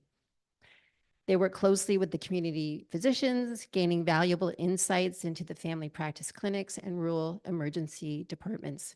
This introduction to Saugeen Shores is often a gateway to recruitment. This report also acknowledges the many physicians in Saugeen Shores who willingly serve as preceptors or teachers to the future physicians. Their commitment to education is commendable, especially considering the demanding responsibilities already inherent in being a physician. Their contribution and the relationships they build with residents often leads to recruitment. And I'm happy to take any questions. Thank you. So there is a recommendation that council receive the Society of United Professionals Condo Activity Update Report for information. Are there questions or comments? The Vice Deputy Mayor. No, it's just a comment really through you to Jill. Jill's just an excellent report, and society are just, you talk about a great partner in our community, and I know that they donated $50,000 to Lamont, and I dare say that I don't know this for a fact, but I dare say there'll probably be donating to the wellness center, but those two condos are really incredible. And what would we do without them? Because they house so many doctors throughout the course of the year, locums and so on and so forth. And I'm assuming that a letter of thanks has already gone out or will be going out on behalf of council and staff. And I'm assuming that would happen automatically, Jill, to be a thank you note, or already has been done, no doubt, to the society. Through you, Mr. Mayor. Yeah, this report is sort of one of the items in the memorandum of understanding that we have with the Right. society to make sure that we acknowledge, and we want to do it anyway. Gotcha. Yeah. And one of the unsung heroes too, and I don't know it's about society tonight, but Dr. Keith Dyke does do just Owen's work. You talk about the preceptors and teachers and the work he does to bring these young people into our community and watch over them, train them. I think it's just phenomenal amount of work. And I know there's more doctors besides Keith Dyke to do that, Dr. Dyke, but he's really the leader. And I just want to say thank you to him too, because he just does a tremendous job. So thanks. Yeah, thank you. Further comments from members?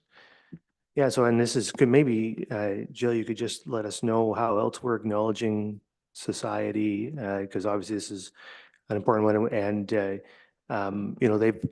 been contributing these condos to us for 15 years or more now. It's been more than a decade, and so it's a good thing that we now are more routinely sort of recognizing that contribution, since it is just an ongoing contribution. And sometimes it's easy to forget about ongoing contributions, and we don't want to do that. So how else do we acknowledge society and their contribution here?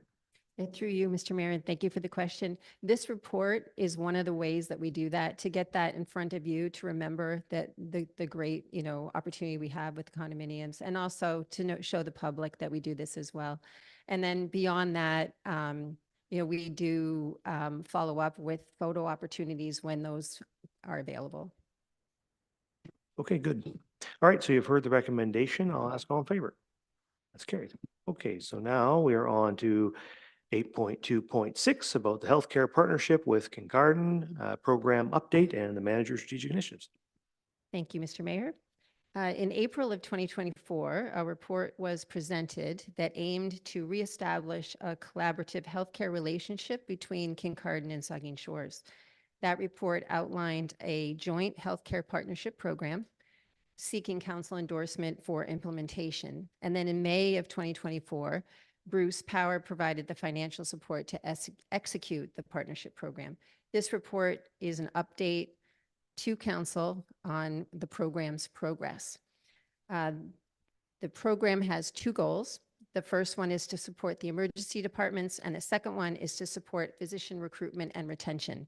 So under the first goal, I wanted to highlight that we've changed the stipend slightly for Saugeen Shores so that really focuses on the future. The ER stipend is used for mentorship and training, and then for every stipend shift worked, the physician will work a non-stipend shift. And then under the second goal, the majority of the work really is setting up the tactics that were early identified in the gap analysis in order to set up the municipality for a fulsome recruitment program that actually works. So thank you, and I'm happy to answer any questions. Thank you. So there is a recommendation that council receive the healthcare partnership with Kincardine program update report for information. Questions or comments from members? Councillor Davinsky. Thank you, Mr. Mayor. Through you, the stipend program, Jill, how's it working? Does anybody else do this? Is it worth our while to continue with this program? Through you, Mr. Mayor, we actually just started it. So this would just be, we're just 1 month in. If you remember when I outlined kind of what we were going to do around the emergency departments, we had initiated a stipend, and the stipend was for doctors or residents in their 3rd year. And so when I went back to look at the kind of the current landscape that we're in, it was noted that there's a number of funding opportunities for physicians already in place. So this wasn't really going to help our situation. The gap that we uncovered was that there really is no support for doctors that want training in the ER. So family physicians that don't maybe do a lot of, it's difficult to balance a full-time clinic and then also with emergency departments. So you can imagine that, leaving your clinic at 4, it would be hard to then go to the emergency department, although some do that. And so some family physicians want to get more experience in the ER, and now with the stipend, they can do that. In addition, there's money for residents who want some experience in the ER too, alongside another doctor. And so this stipend will help for that too. Through you, Mr. Mayor. So that money comes from the 2 communities and Bruce Power. It doesn't come through from a senior level of government? Through you, Mr. Mayor, it's just through Bruce Power. It was Bruce Power that donated the financial support to be able to do this program. Thank you very much. Councillor Mayette. Thank you, Mr. Mayor. Through you. It's great to see this this partnership back together. It was abandoned a number of years ago for reasons not to dwell on, but I know that when we get to speak with our counterparts in Kincardine on Kincardine Council, they are just as happy to see that we're back in partnership and we're working towards this. And this tripartite agreement with Bruce Power is just wonderful. And the Society of United Professionals, by the way, also has locum facilities in Kincardine similar to us. So it's great that we're back on track, and I'm confident that it's going to bear fruit in the short, medium, and long term. Thank you. Councillor Stack. Just a question of clarification. Is this stipend in addition to the sort of the hourly wage they would get when working in the ER, or is that the main form of compensation? Through you, Mr. Mayor, they would not get paid. Yeah. Okay, further questions? Yeah, I was really pleased to see the work that you did there, Jill, on evolving that stipend to make it, meet the need that we have, or to try to serve our needs, meet our needs better, and in a way that meets the needs of those folks who are receiving the stipend better, and having it become this mentorship and training stipend, which is more than just, making sure that this shift at this moment is filled, but trying to position us to resolve the broader issue potentially more permanently, and to use it as a way to lever something. I think that does a great service to Bruce Power's money. We're trying to put their money to the best possible use we can. Ideally, we wouldn't rely on corporate sponsors in the long term to keep our ER open. But they've contributed the money. We're deeply grateful for that. And we're contributing a lot of money, and so is Kincardine. And if we can use that money to try to resolve these problems in a permanent way where we can we don't have to spend money down the road, and we have good people working there because they've been mentored and trained appropriately. It's good stuff. Good for those folks who are working there, good for the hospital, good for the community and everybody in it. So you've done good work here, smart work. I think that that's continuing to evolve this thing in a way that makes more and more sense all the time. So thanks for your work. So if there's nothing else, you've heard the recommendation, all in favor? That's carried.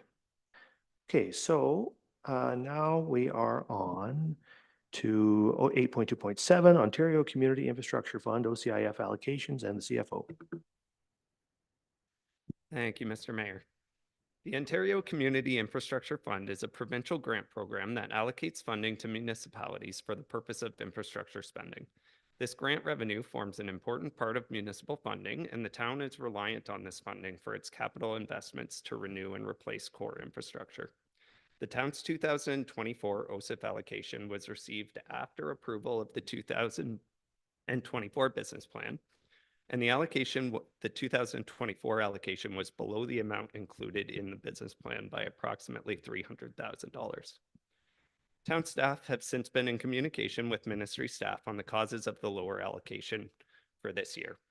The aim of the provincial OCIF program is to assist municipalities to fund the renewal of their infrastructure, and the formula applied by the province relies on the current replacement value of each municipality's core infrastructure, which includes roads, bridges, water, and sewer infrastructure. The change in the 2024 allocation primarily relates to a change made by the ministry to move to self-reported current replacement values by municipalities, as opposed to a historical calculation that estimated the current replacement value based on financial information returns and asset management plans. Staff have since resubmitted a new current replacement value schedule for use in the 2025 OSIF calculations and are committed to working with ministry staff in advance of the 2025 allocations being finalized in order to ensure that staff understand the full extent of the cause of the lower funding level. It's specifically the lower funding level per $100,000 of municipal infrastructure. And as shown in the report, that funding level moved from $3.45 per, or sorry, $345 per $100,000 of municipal infrastructure to $195. So a new estimate based on those continued discussions with the ministry will be incorporated into the 2025 business plan and addressed with council at that time. Thank you. So there is a recommendation that council receive the Ontario Community Infrastructure Fund allocations report for information. Questions or comments from members? I think, oh, Councillor Halpin. Thank you, Mayor, and through you. So our infrastructure grants have been cut. Is that something that's happened across the board for municipalities or? Through you, Mr. Mayor, the total funding envelope of OSIF has remained the same in 2024 as it was in 2023. So it is just a shift in the allocations that we saw this year. Yeah, it seems we are estimating the value of our infrastructure at a lower level than other municipalities are. And as a result, we're getting a smaller piece of the pie. Is that right? That's essentially correct. I think I'll rely on the change in formula because it's a change in the historical calculation of our infrastructure to the current. So it may be that historically our current replacement value was overestimated, or it could be that our current is underestimated in relation to other municipalities. And the key that I would focus on is we're really working with the ministry to understand that it is not a simple formula. We have had a number of back and forths. We're currently on pause for a number of weeks for a response from the ministry to understand those exact calculations. We're not privy to all of the information that they have from other municipalities. And so it has been difficult to get the full sense of that picture of what other municipalities have submitted. Further comments? Councillor Help. Thank you, Mayor, and through you. So is there hope or is there a chance that in light of those conversations that our assignment could go up rather than staying at that rate of 195 per 100,000? I think the report refers to the 2025 business plan as when we'll have perhaps more information. We may not have the official 2025 allocation at that time, but we hope to have a good estimate and fulsome information for council at that time. Thank you. Further comments? Yeah, it's a pretty substantial reduction. We didn't experience the whole thing in 2024. If at full implementation, it would be a reduction from what 1.7 million to about 940 million. No, that's our total. Our total OCIF in 2023 was 1.783. No, 2024. No, 2023, we were estimating 1.783 million, but with the change in calculation fully implemented, we would end up at 940,000. Did I say 940 million? Okay, sorry about that. That's terrible, but that would know. Geez, we didn't even get a full $1 billion. Are you kidding? Anyway, yeah, sorry about that. $938,000, $940,000. So I mean, it's a very sizable cut. So hopefully, and I want to compliment the CFO and his team because I know they've been working on this for several months now, attempting to wrangle this issue. It's a confusing issue, but it is true. And I've asked around, other municipalities have not experienced reductions in their OCIF, and we have. So there's something strange about our how our figures are being plugged into this calculation that's leading to this problem. We've spoken also to our MPP about this and others, and so we'll continue to advocate on it. But all of that, any advocacy we do will have to be based on the work of our Treasury Department on figuring out this calculation. So we thank them for their work and wish them the best of luck. Are there further? Yeah, Councillor Mayette. Thank you, Mr. Mayor, through you. Would it be reasonable to assume that as we add infrastructure such as a $50 million pool or $20 million ball diamond facility, that our net infrastructure value would go up, and that we could expect that in subsequent years we might recover back to previous levels or even higher? The formula takes into account core infrastructure, which is limited to roads, bridges, water, sewer. But certainly as it does reflect the growth of our community in terms of new subdivisions that help hold those core assets. Anything else on this one? Seeing nothing, you've heard the recommendation. All in favor? That's carried. Okay, so that's the end of the reports. We did 8.2.8 already. So we're on to 8.4, communications petitions for the Committee of the Whole. And there are 5 items there. Anybody wish to speak to any of those? The Deputy Mayor? First of all, well, 2 of them. The one that's about the response we received from the provincial government relating to the Pioneer Cemetery was interesting, that their response said that we have the ability to raise fees in the current situation to pay for care and maintenance, which wasn't really the question we were asking. It was totally related to something else. And perhaps they might appreciate knowing that, what was it, 7,700 grave sites get taken care of on an annual basis here already. I did want to ask, though, the clerk, maybe in particular, the item 8.4.5, which relates to the jurisdiction of Ontario's ombudsman. Do we see an opportunity there to support a comment that would enable us to receive information? I don't know if we have an awful lot of investigations or potential investigations flow through on an annual basis. Do you feel we receive the information that we need or should receive, or is this worth supporting? I guess I just would like a comment, and if not tonight, maybe in the future. The clerk. Thank you, through you, Mayor Charbonneau. When a complaint or inquiry comes into the ombudsman, they will ask certain questions of staff, generally speaking, or make questions to very specific people. They're much like the Integrity Commissioner. They're limited in the information that they're able to share.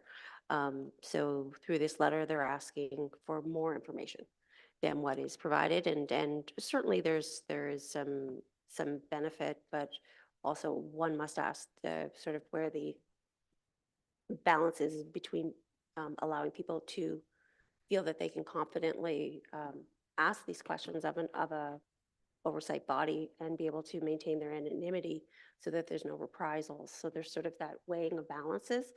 But certainly there's, if council sees benefit in wanting additional information, then certainly supporting the recommendation would have validity.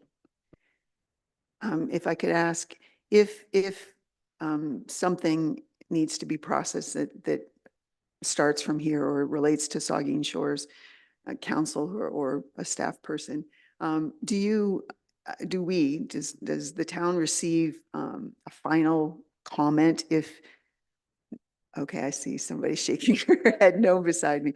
So do we know that an investigation or a complaint has been lodged?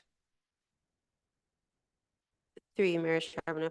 Generally speaking, we know simply by the fact that we're contacted to ask to respond to very specific questions, is how we would know. If somebody has called, for example, the ombudsman to make an inquiry and it's not within the jurisdiction of the ombudsman, then they're not going to report out on it. They're not going to contact us, or anything like that. Or if it was something that perhaps didn't necessitate an actual inquiry, and they were able to sort of talk the resident through it, then perhaps that also we're not going to receive an inquiry.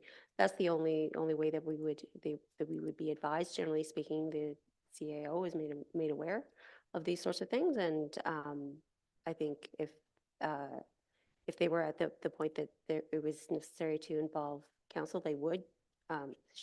She would let them know, and it would be something that would be discussed probably in closed due to the nature of it. All right, further questions or comments for any of these communications?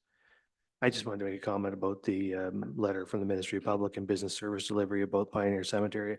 I feel like we're talking past each other on this issue, because the comment in here from the ministry is that, well, the ministry recognizes your concerns. At this time, it is not considering providing municipalities with financial assistance for assuming responsibility for abandoned cemeteries or for the maintenance of cemeteries.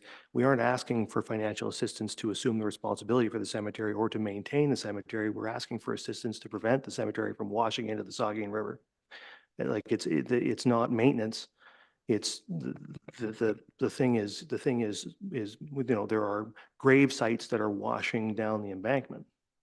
So, we're beyond maintenance. Like I was trying to think of an analogy, like if the Saugeen River Bridge washed into the Saugeen, surely we could go to the province and ask them for financial support to help remediate that. We certainly wouldn't ask them to pay for it entirely, but we certainly would be reasonable to say to them, help us out with this thing. So this isn't a piece of infrastructure. It's a piece of sacred property that is sacred to the people certainly the people whose ancestors are there, but to all of us. And it should be of significance as much to the province of Ontario as it is to the town of Saugeen Shores. We're not asking for help to cut the grass, and we're not asking for help to fence the thing. We're asking for help to save it from destruction. So I just feel like there's sort of another, maybe we need to be more robust. I don't know. I'm kind of at a loss. We've gone at them several times over this, spoken directly to the minister a couple of times on it, but maybe we did try to be pointed, but maybe not pointed enough, I guess. But they're just not gathering, or at least not giving any indication that they're gathering what we're dealing with here. So I think we need to keep at this. AMO's coming up, and other opportunities, and we need to lean in, and I think be a lot more pointed. I mean, we got a bunch of people's graves that are going to wash into a river and end up in Lake Huron. So that's not good enough. Province needs to step up and help us resolve that problem. And I think we need to get that message to them just as plainly and pointedly as we possibly can. My thoughts, Councillor Divinsky. Councillor Divinsky. On that same subject, Mr. Mayor, thank you, and through you. I like the use of the word robust. That's good. And we should be more robust with this. Is our MPP involved in this? Because she would see this firsthand, or should, and could take that message back and fight for us here robustly. Yes, the town has advocated with all responsible parties, our MPP, Minister Thompson, and right to, as I say, to this minister and to other ministers in the government, and also I think to the office of the Premier.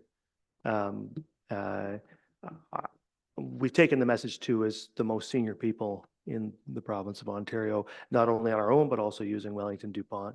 And Wellington DuPont has done a great deal of advocacy on this item as well. So we're not stopping, but we do need to get the message that we're not penetrating yet with it clearly, Councillor. No, just thank you, Mr. Mayor. Councillor Stack. Have we, sorry, just a question. Have we offered to take our MPP on a tour of the grave sites? Perhaps that will persuade her government. Through you, Mr. Mayor, I don't think we've made that offer yet, but I would offer that we are discussing this weekly with various ministry staff. We were disappointed to see that letter come through. It just kind of highlights maybe a disconnect from where the conversations are happening and the people on the ground. But definitely we're talking about it every week. It seems kind of funny to say, but it's like a square peg in a round hole. There's just not a funding source. And so as the mayor mentioned, we have even escalated this right up to the premier's office to talk about where funding could come from for this. I think Councillor Stack's onto something. I like it. I think they should come right down there and they should come stand there and stand at the foot of that hill and have a look at the damn thing. Because any feeling person standing there looking up the hill at the embankment and finding bones might find some cash to help with the thing. So maybe they should come. Yeah, I like that. Further comments, Councillor Grace? Last fall, our Municipal Heritage Committee did a tour. We had a wonderful tour conducted by several of our staff members. And it's very interesting, but it is also impactful. So sure, I'm sure our staff would be happy to do a great tour. Further comments on any of these items? Thanks for your comments there. Those were good comments. All right. So I think that brings us to the end of communications and petitions and therefore to the end of the committee of the whole. So we'll take statements by members. The deputy mayor. Thank you, Mr. Mayor. Two things and then an ongoing comment about one of them. I went to the grand reopening of Foodland. I missed the mayor's speech by a few minutes, but I did watch it on YouTube. So we were well represented at that, and Foodland is just beautiful inside now. They've certainly invested heavily in that store's future. I also attended my first meeting as a council representative on the Isotope Coalition Group. I think the CAO was there by Zoom. I didn't see her in the room, but I heard she was by Zoom. And it was a very interesting beginning. One of the items discussed was about bringing online another opportunity to harvest cobalt out of a reactor that would go towards a number of isotope projects. Breast cancer fit into that. Certainly when we talk about isotopes, there's often a lot of conversation about its role, the Bruce Power role in providing raw materials that end up going out of the country to Germany to be turned into isotopes, which are used mostly in prostate cancer situations. And those isotopes, that company, 80% of their raw materials comes from Bruce Power, and then 80% of the world's production comes out of that company in Germany. So what a great connection there to Bruce Power. The breast cancer situation with what's happening out at the Bruce site is a little less known. And I'll just, it was a very powerful meeting for me. I'll just take a moment and say a couple of things that relate to healthcare close to home. I was diagnosed with breast cancer in late November, and I've been through 6 months of chemotherapy. Most people know that. I appreciate the people who always saw me and didn't see my cancer diagnosis. But what I want to say, though, is how beneficial it was and how grateful I was that care was available close to home. And that's because of investments made by this council, the previous councils that came before us, both Southampton, Port Elgin, and Saugeen Shores, and also major investments by community groups and residents, and both seasonal and permanent, and also just people who care about this community's healthcare. I was particularly benefited by the fact that there's a VON clinic in the lower level of the Southampton Hospital. Council in a previous term provided some funding and support for that introduction into our community. And I was there on a weekly basis, and I saw a lot of other local people in and out of there on a weekly basis too. That's a great facility. I also was in and out of the hospital to use the lab facilities associated with blood work on a sometimes twice weekly basis. Our council in a previous term contributed significantly over time to the renovations that created the new ER and renovated that whole suite of offices that provide the lab services. Wow, what a great facility. And certainly, and again, I saw lots of other local people in and out of there. I also would be remiss if I didn't mention Kristen's Pharmacy. Kristen's Pharmacy was very instrumental in getting drugs on a very short-term basis, in some cases for me. I really appreciate that she went above and beyond, her staff went above and beyond. A number of people, Councillor Grace would be on this list, were very helpful along the way, just in terms of just knowing and offering a smile at the right time. Dr. Khan is my doctor, and again, his presence here in Saugeen Shores in the clinic that council and taxpayers contributed significantly to that clinic. It's the Port Elgin Medical Clinic. What a godsend to so many of us who have doctors there, but also it's just right here. And certainly he was the person who told me that I was diagnosed with breast cancer, and then that set the chain for a lot of other things. I'd mention Dr. Caulfield, the surgeon at the Owen Sound Hospital, and the nurses in the chemo suite were also particularly beneficial in my chemo treatments, which are finished now. But the reason why I mention this now is because the Grand Fondo race is coming up, and the Hospital Foundation, the Saugeen Memorial Hospital Foundation, has determined that the proceeds from the Grand Fondo this year will go towards the upgrades and new equipment that's being planned for the breast cancer, the Ontario Breast Cancer Screening Program and Suite, the mammogram suite at the hospital in Owen Sound. I was the beneficiary of early diagnosis because of regular mammograms. And if you're at all able to support somebody in the Grand Fondo, the proceeds from that will go towards this incredible situation that's going to be upgraded in Owen Sound that will provide care and also diagnostic imaging that will likely save somebody else's life. So I just really appreciate the support I've received. I know some people didn't know, so they saw me, they didn't see the diagnosis, but I did want to just say something about how great it is to have care at home. So Jill, keep up the good work, whatever you're doing to further the healthcare physician recruitment portfolio. That's great. But whatever we can do over time to support care close to home, it makes a big difference in a lot of people's lives. And I saw those people in Owen Sound at the chemo lounge. There were lots of sweatshirts in there every week that had Southampton or Port Elgin on them. And there were people that gave me a nod. We didn't always talk to one another, but I knew that they were Saugeen Shores people too. And I just wanted to end by saying I appreciate the opportunity to be on the Isotope Coalition.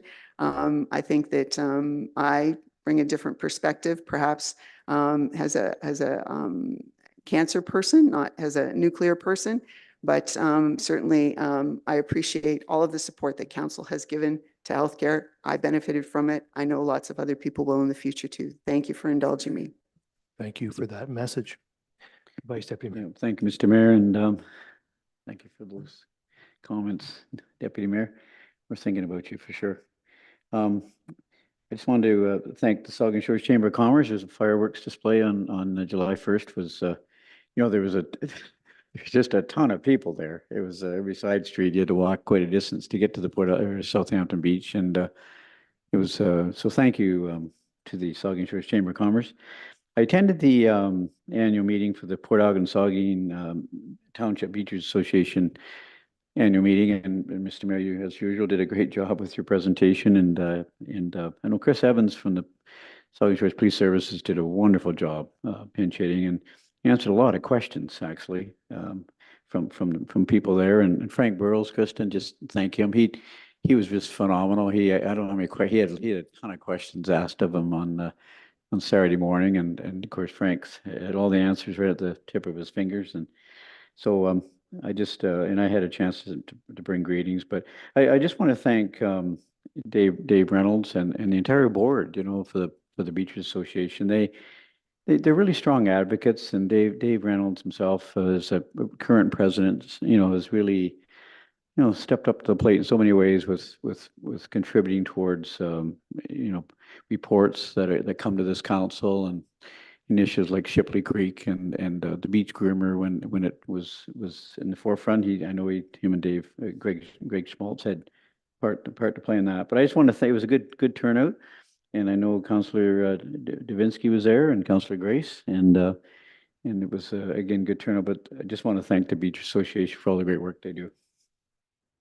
Thank you, Councillor Grace. Thank you, Mr. Mayor. I'm not going to speak long because my items were Canada Day, which the festivity, no, that's okay. The fireworks, great. But also just the events preceding the fireworks and all the work that goes into that. And once again, our service organizations like Rotary, 2 representations from Rotary there, the Chamber of Commerce, all the volunteers who work the waterfront to get donations to support the fireworks, the Southampton Community Band and the other music groups that provided entertainment. And it was a beautiful night, and it was just a wonderful event. The Beachers meeting, I wanted to specifically thank our staff for coming and taking the time on a Saturday morning on the weekend to make presentations to the members of that organization. And, you know, again, showing our staff going above and beyond to reach out to the public. Thanks. Thank you, Councilor Davinsky. Thank you, Mr. Mayor. A couple of things. First of all, last Thursday, there was a public meeting held at the Bruce County Museum regarding streetscape and the plan that was presented to those that were there and to those that have written a ton of emails and so on. Thank you very much for your input. We do not have a final plan yet. So many of the suggestions that have been made will be incorporated before the next time this is brought up. So, but it was a great public meeting. It was heated at times, but that's exactly what you want, because you get to see where the people are coming from. And I thank all of them, whether they supported me or not. On the Saturday, we unveiled our accessible beach chair and at Port Elgin Main Beach. And I got to tell you, it's the most comfortable chair that I've ever been in.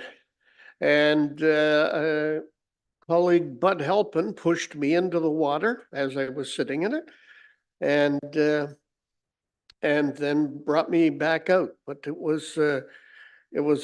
had a bit of a problem getting me back out, but that's okay. It was a wonderful next step to accessibility at our beaches. This was in Port Elgin.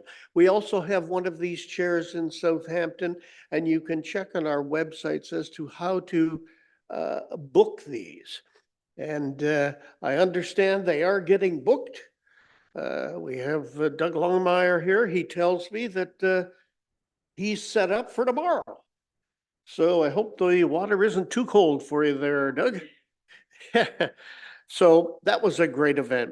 And then the Beachers Association, everything's been said about that. But the one thing I will talk about, I had a straight line to the in-ground waste container that's there right by the washroom.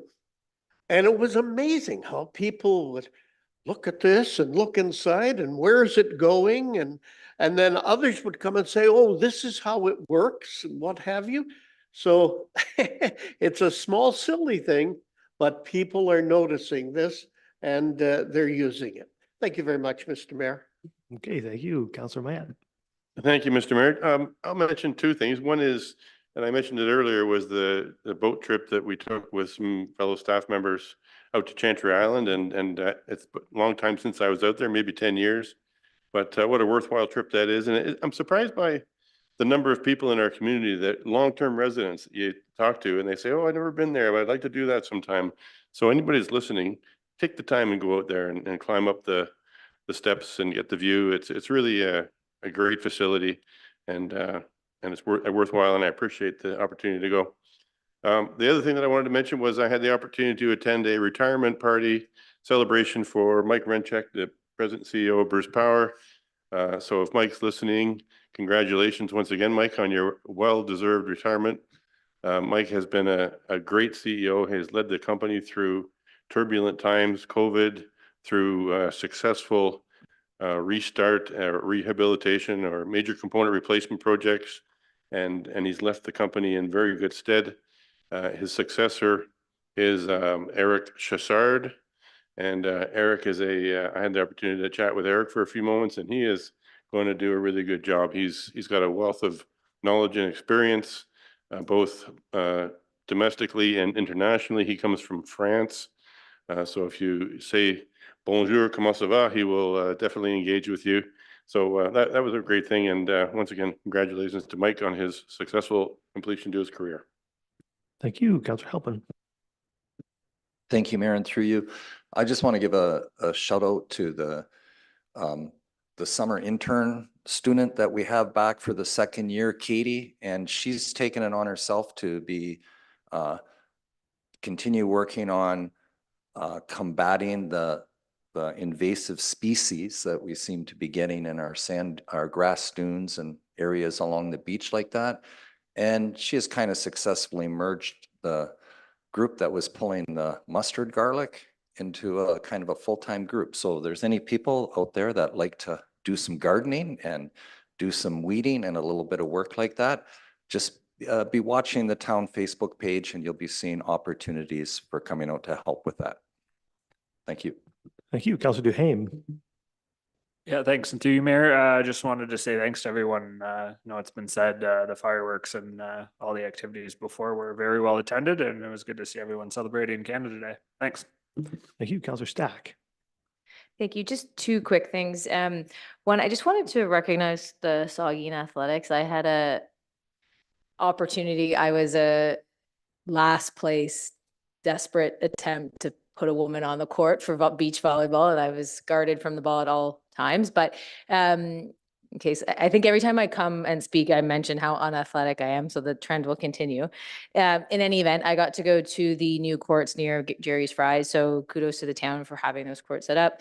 And just, I think it's a good reflection of the opportunities we have in the community and all the different events we have in terms of athletic pursuits, regardless of your level. So I thought that was great. And then I also just wanted to acknowledge the art tour that was going on this past weekend.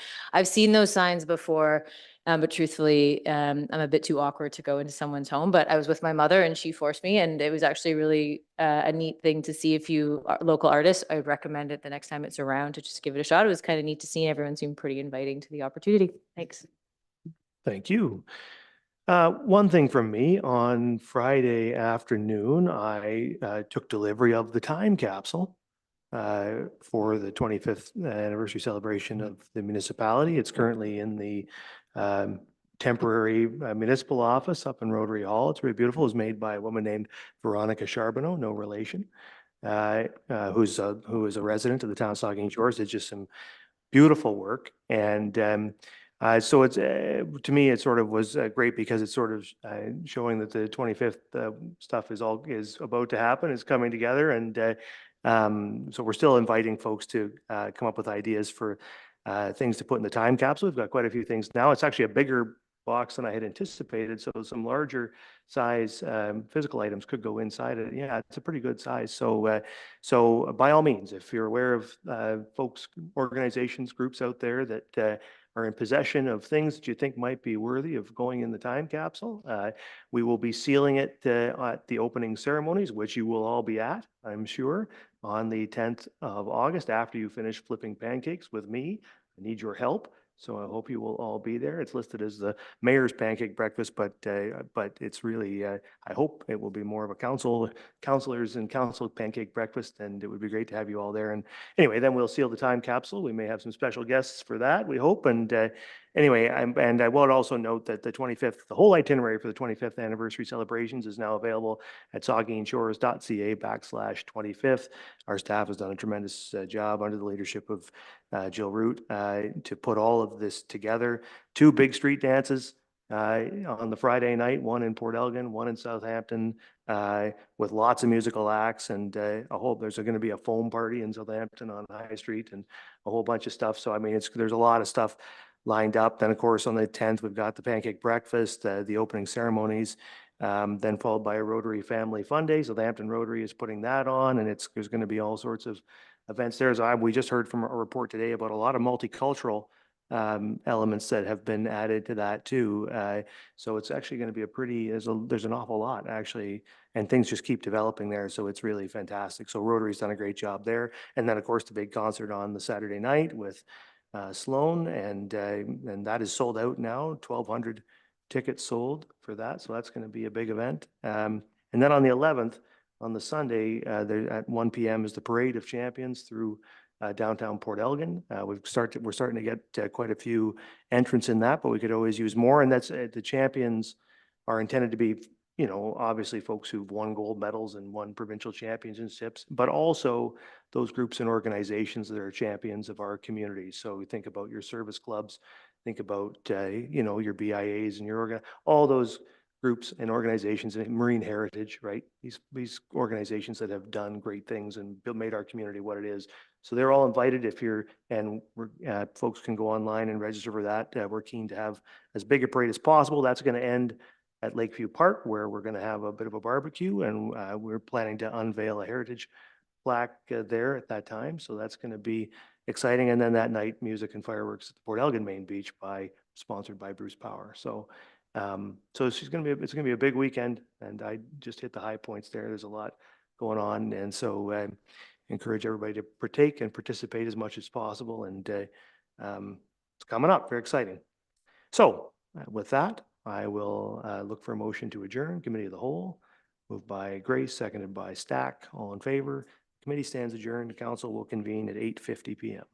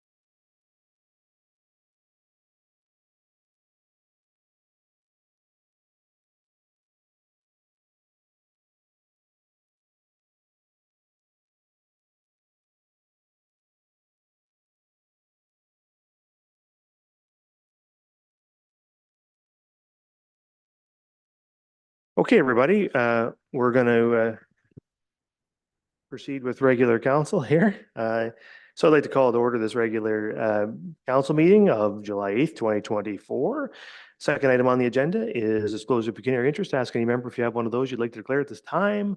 Seeing none, of course, you can do that anytime if you need to. We have no additions, deletions, or amendments. We do have adoption of minutes. There's a recommendation or a resolution, I should say, that council adopt the minutes of the regular council meetings of June 17th and 24th, 2024, and note and file the minutes of the committee of the whole meeting of June 24th, 2024, as presented. Is there a mover and seconder? The Vice Deputy Mayor, Councillor Davinsky. Questions or comments to any of those minutes? Seeing none, then all in favor? That is carried. So we're all the way down then to reports of minutes of Committee of the Whole. And 8.1 Committee Report regarding 12-month ICE pilot, fire prevention and public education and ride sharing. The resolution is that council approve the 3-year, 12-month ICE pilot program commencing in 2025, and that council directs staff to include the anticipated cumulative new revenue of $248,678 for the 2025 to 2027 12-month ICE pilot program and the 2025 business plan. 2, the council receive the fire prevention and public education report for information. 3, the council directs staff to suspend the collection of fees for the taxi licensing regime of bylaw 98, 2004, and that the investigation of a countywide taxi and ride sharing licensing program be brought forward in the 2025 business plan for consideration. And that's the end of that. So I'll ask for a mover and seconder of that recommendation. Councillor Grace, Councillor Mayette, questions or comments? Start with the Deputy Mayor and then Davinsky.